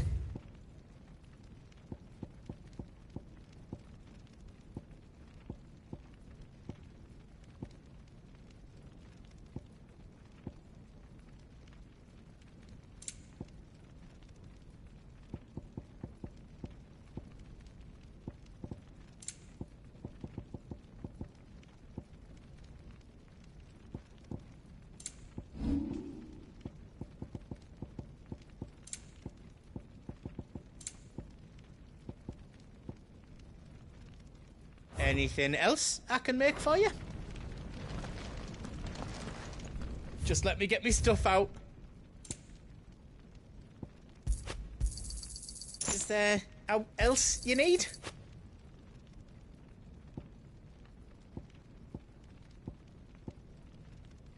All done then? You be brave now, boy.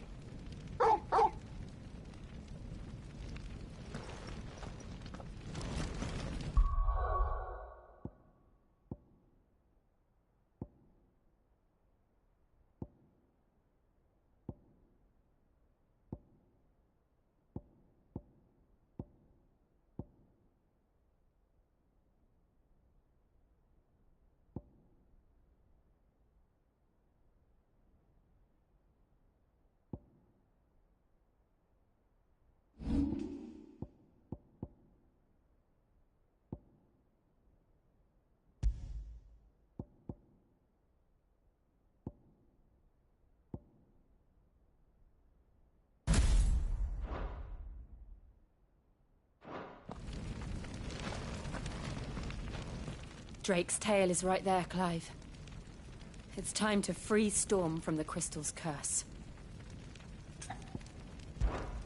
Oh, it's past time. But remember, Bahamut is still out there. And I dare say we'll be seeing him again before the night is done.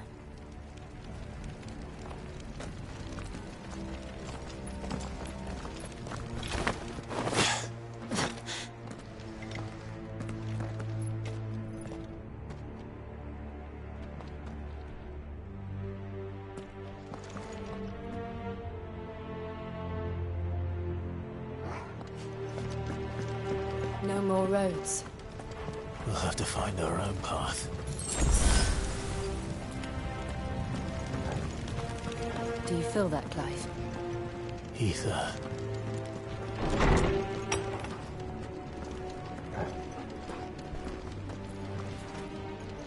Just what we need. Another flood. It's already turned them. Then there's no reason to hold back.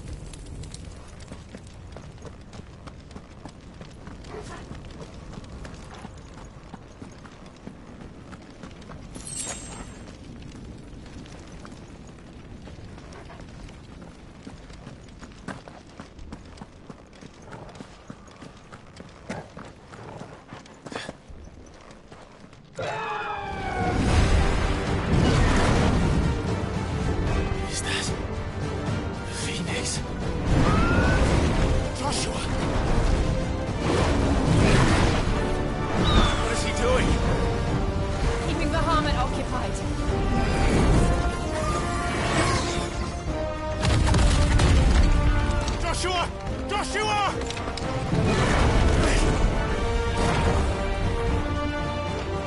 Don't, Clive. It's too dangerous. Fuck. Hold on, Joshua. I'm coming!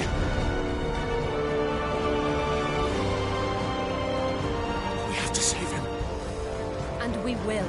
We just need to keep moving.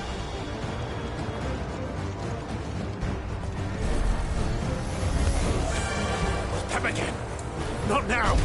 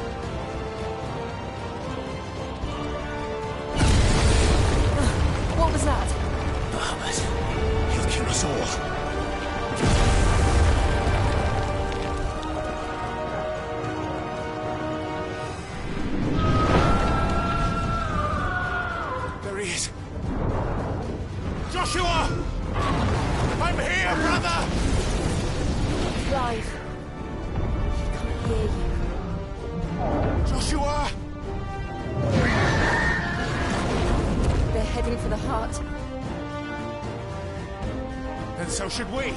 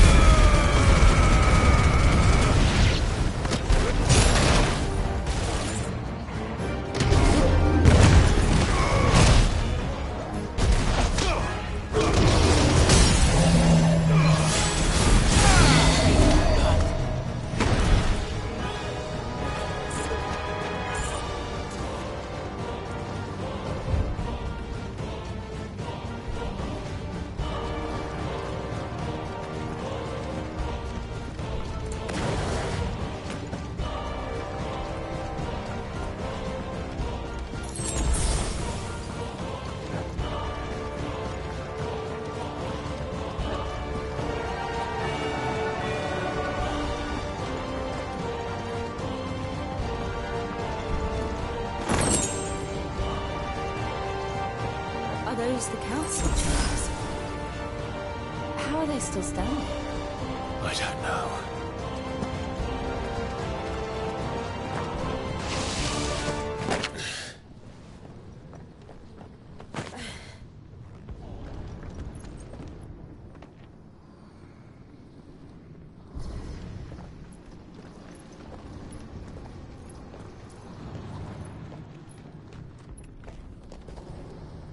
He'll be all right, Clive. He's a survivor. We're getting close.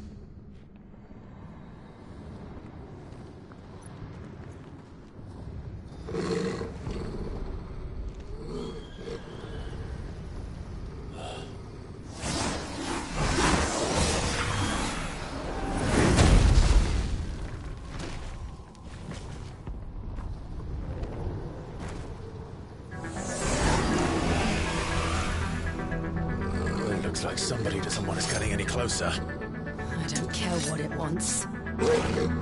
Neither do I.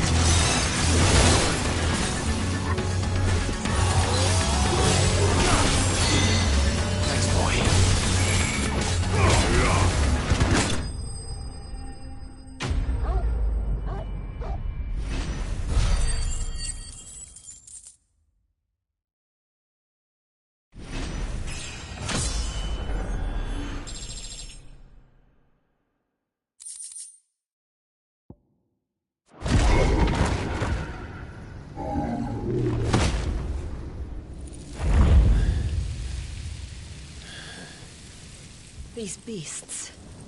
they're getting stronger. We can think about them later. Right now, there's only one thing we need to focus on. The heart.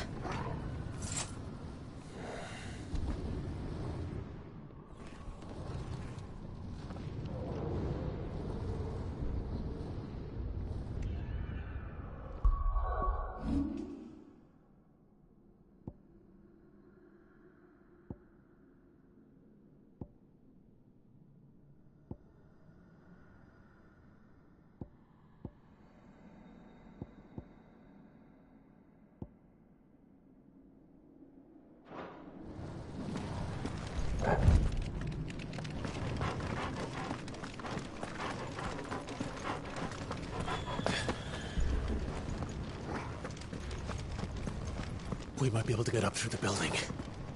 It's worth a try.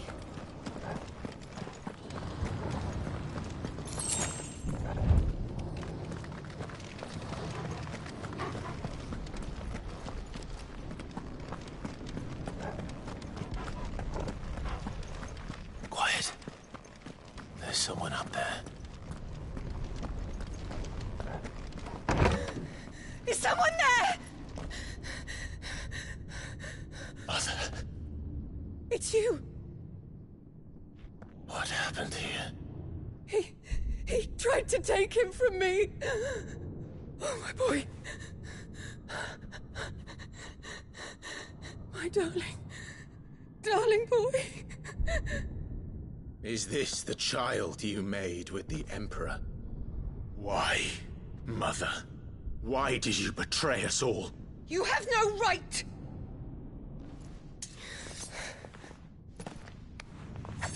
Answer him. We took you in, savage. Show some respect for those who raised you.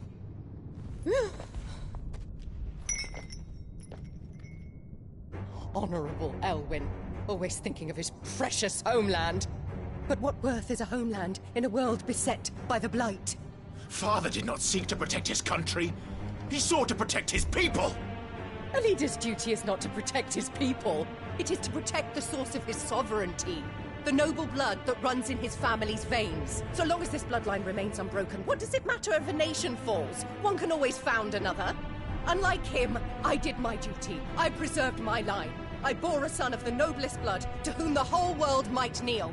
That is why I gave Rosaria to Sambrek, that I might join my line with the Lesages and birth a savior of this benighted land, blessed by both Bahamut and the Phoenix! You sold your country for a child. Why did he need another?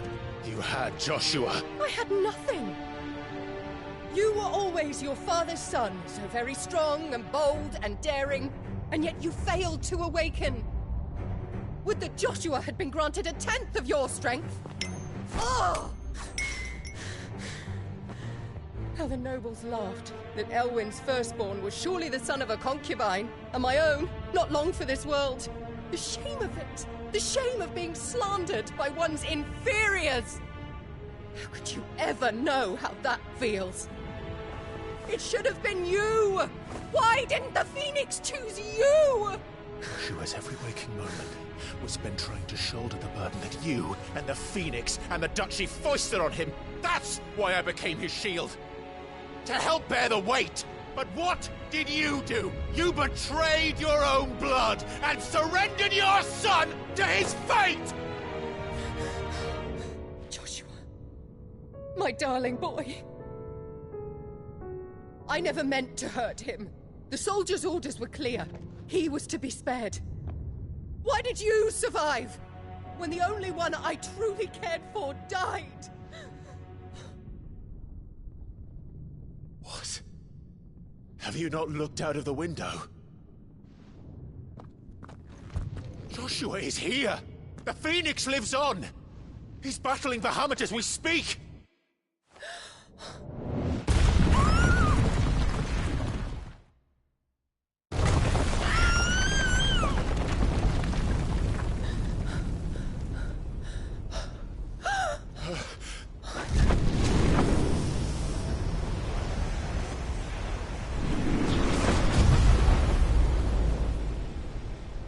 Joshua! Wake up!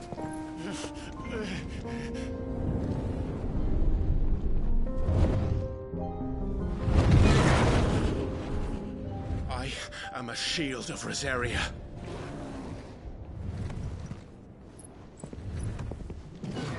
And I will do my duty. What are you...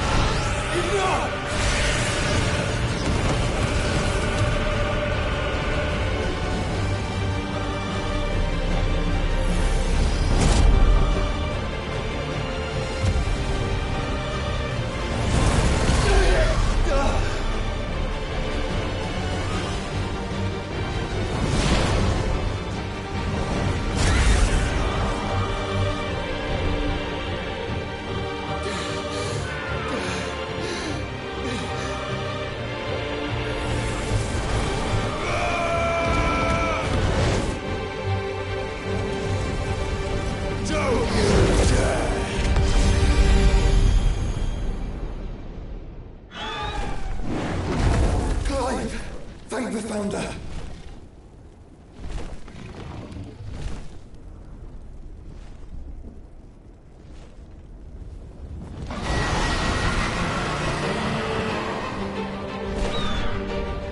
It's now or never, Joshua.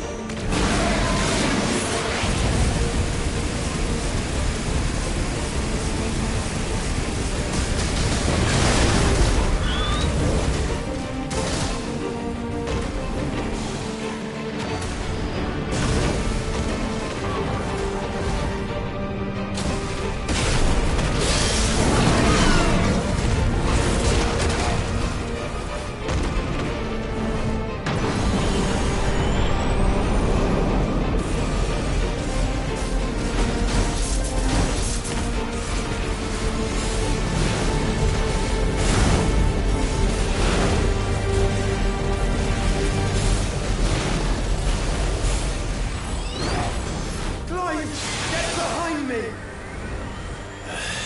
If you're sure.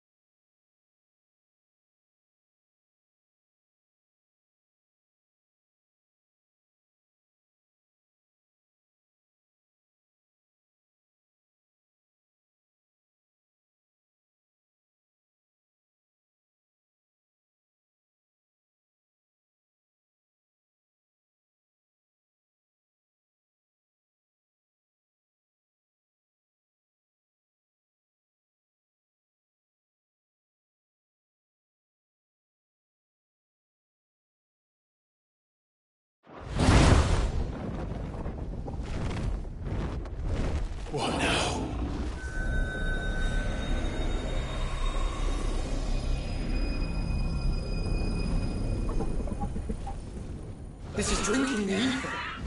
We have to stop him.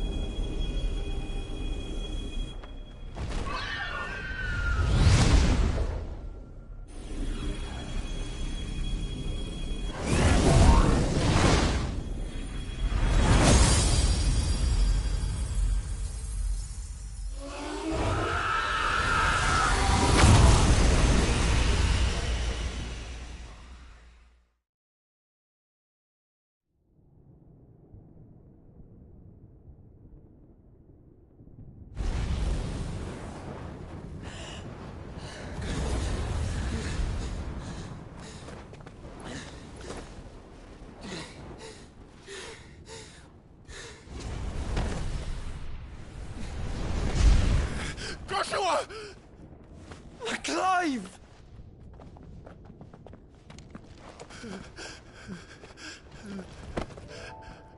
My brother. I'm sorry. I'm so sorry. You're alive. We both are. Nothing else matters.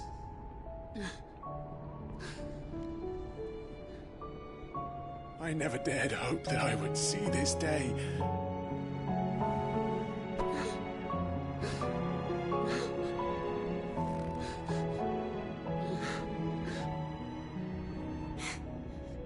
Reunited at last.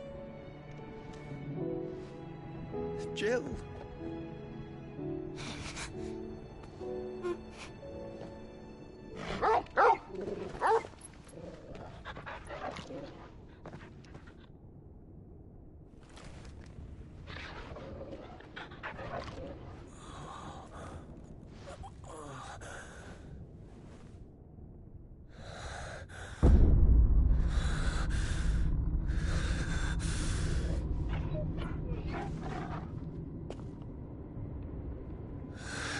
This is for my father!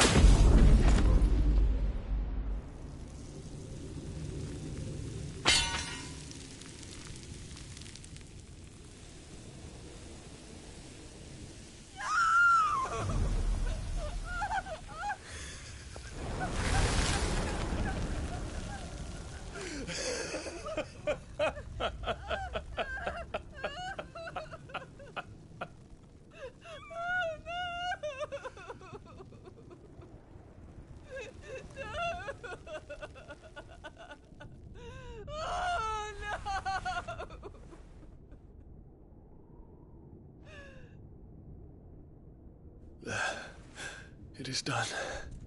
The demon that would tear our house apart is no more. Father.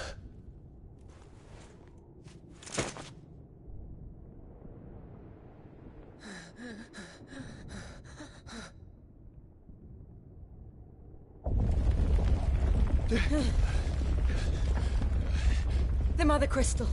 It's collapsing. Right. We need to leave. No. Wait.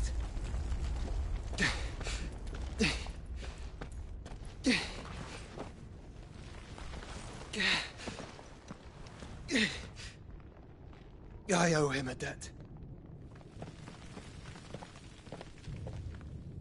Fine.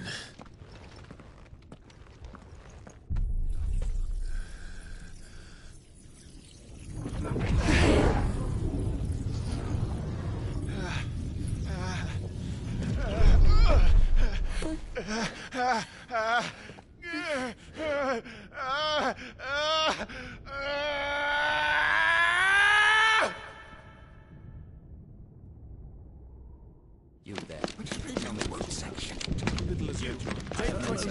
Don't reinforce the walls. Situation. Report, Captain. Supplies of spread. Can nothing be done to call them off? I regret not, Your Radiance. The Dragoons answer to none but His Imperial Highness. The Council is powerless to intervene. We're hearing reports of rebel Madness is this, Dion. throughout the neighboring districts. Focus all efforts on extinguishing the fires around the capital. The city can wait.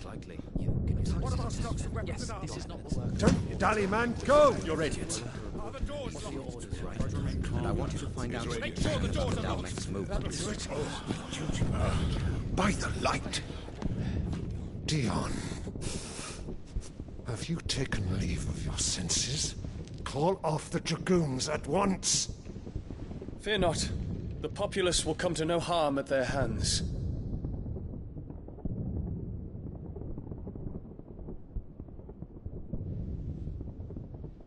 I am here to save you, Father. Save me? A creeping darkness hides in the heart of Senbrek. It stems from your wife, the traitorous Annabella.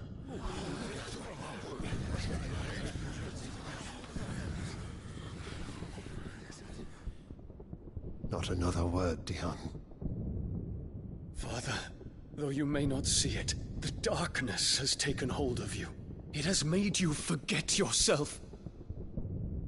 But I bid you remember, there was a time when you ruled not with cruelty, but with compassion. Why now do you turn your back on your people? Why now do you seek to stoke the fires of war? You too have borne witness to this change, your eminences. And you know, as well as I, who is responsible for it. A puppet now sits upon the throne, but cut his strings, and the master loses the power! What?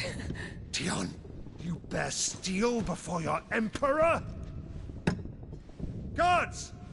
Take him!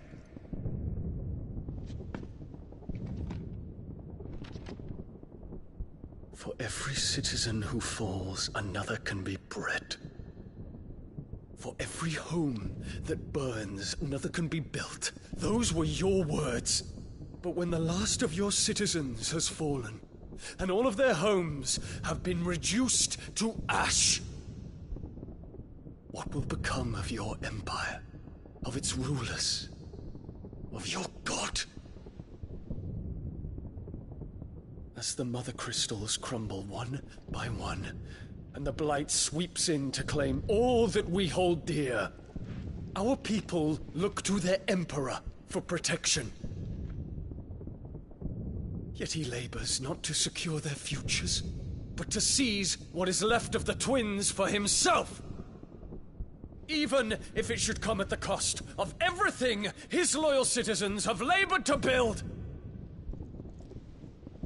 Dion, you must understand. A small price to pay, is it not? You've been blessed with great power, Dion. Enough to win me the world. So go, claim Valisthea for me, brother.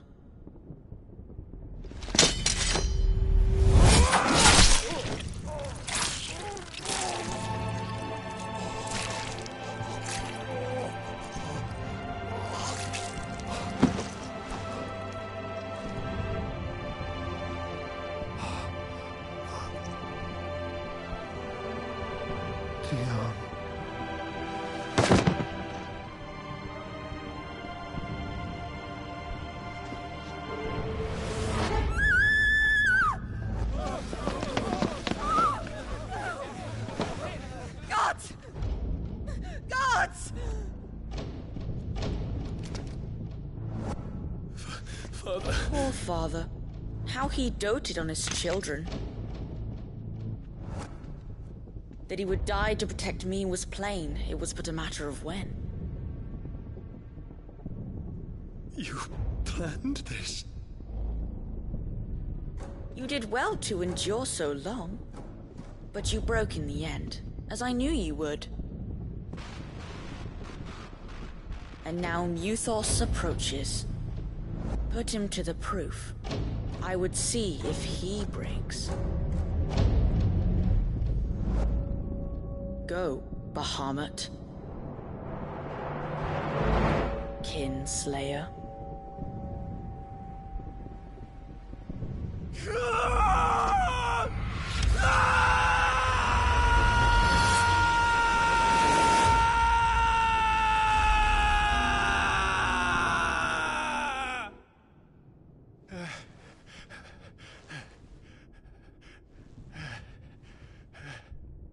Not again. Brother? It's a long story.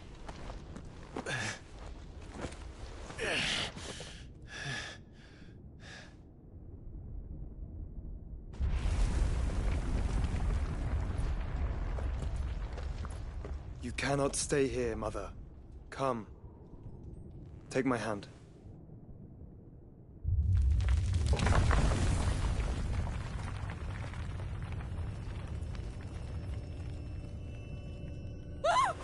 Get away from me!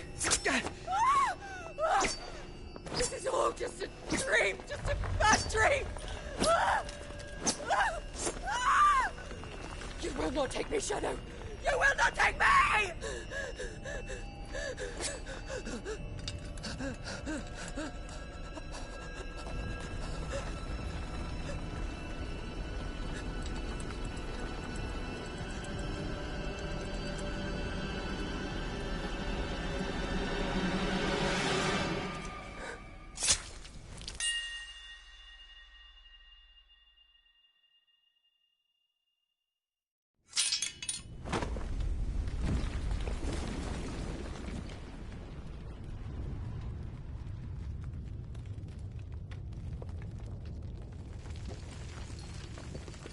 Mother.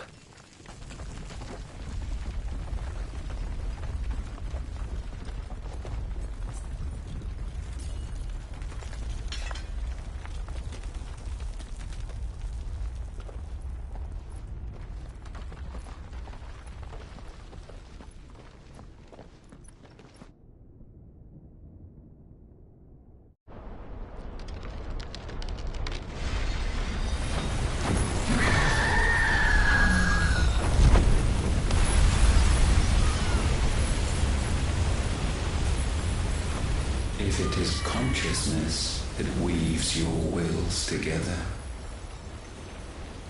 consciousness that blurs the boundary between your own will and that of others, then we shall set you apart once more. The ties that bind you shall be severed, and humanity return to its proper place.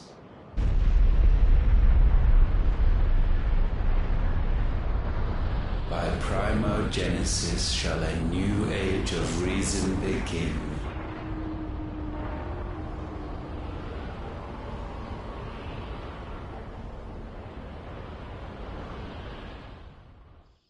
Relax, Your Majesty.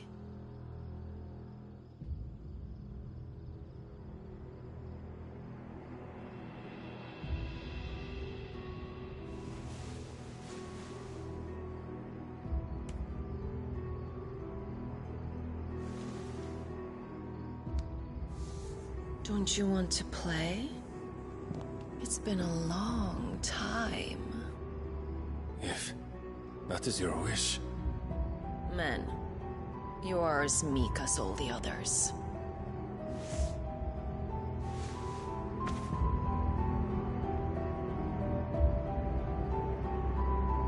Such feeble creatures.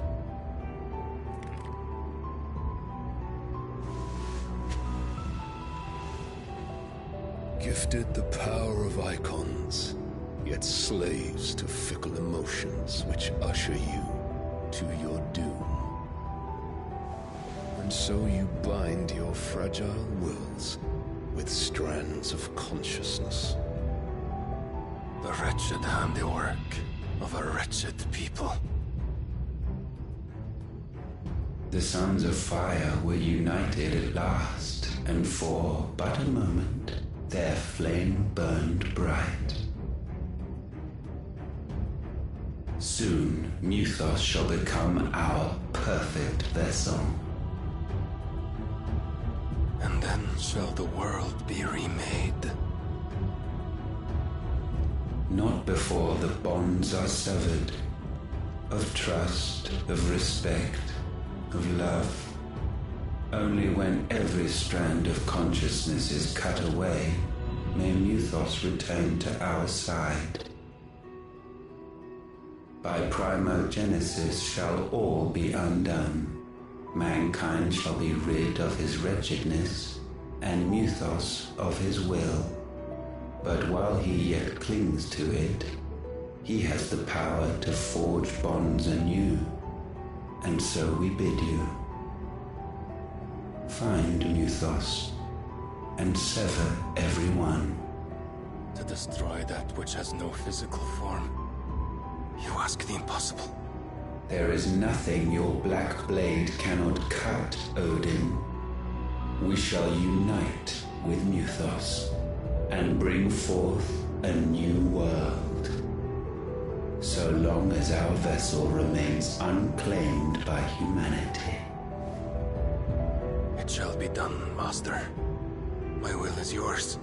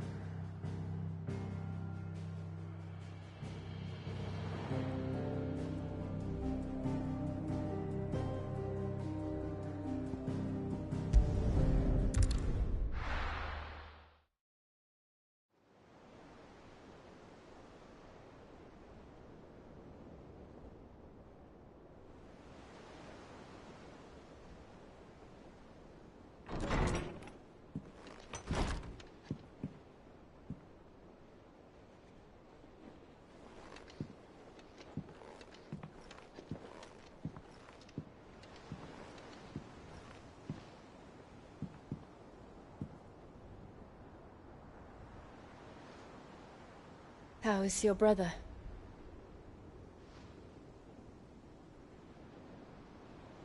Asleep since I returned from the Dominion. Taya says he should be back on his feet soon enough. For a while, at least. She discovered something on his chest. A swelling, circled in stone. The curse.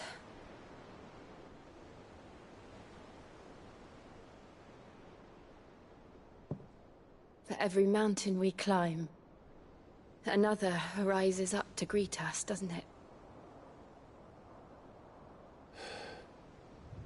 It's never ending.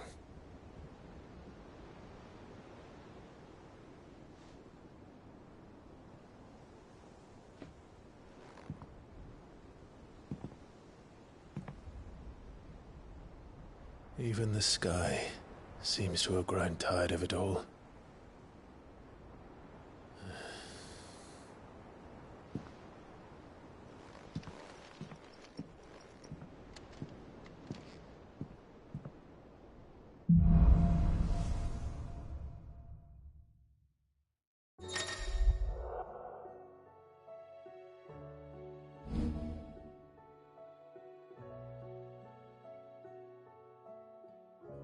Tony won't be happy if I disturb Joshua.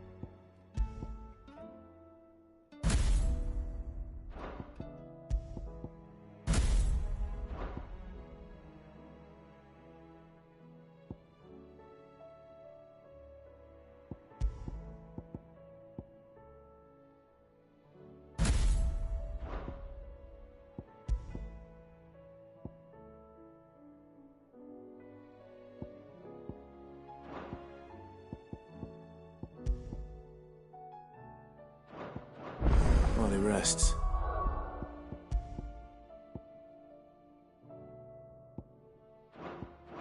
Might as well see what Otter has to say.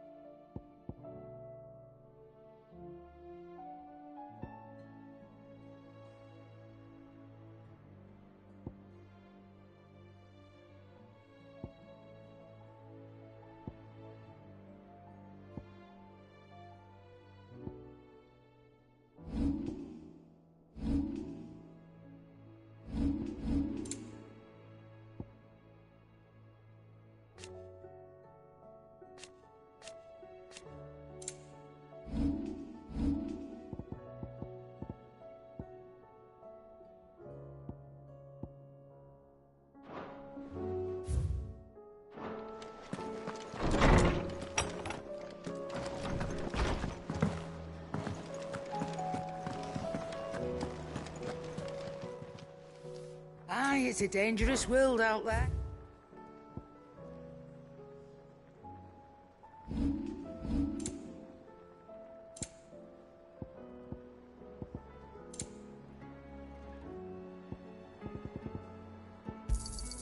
It'd better all be here.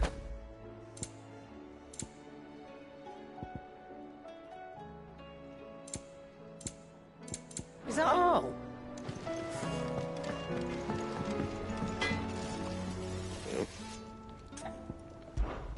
What's Sancfordian, dear? Should last you a good while.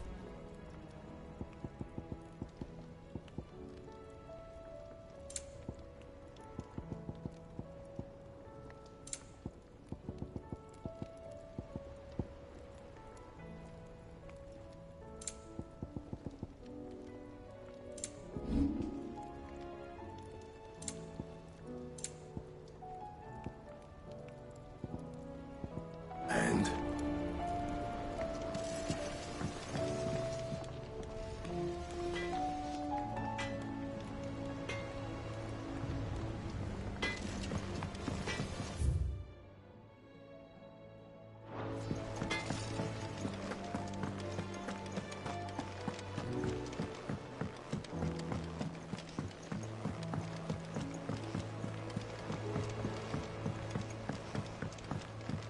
Did you see that?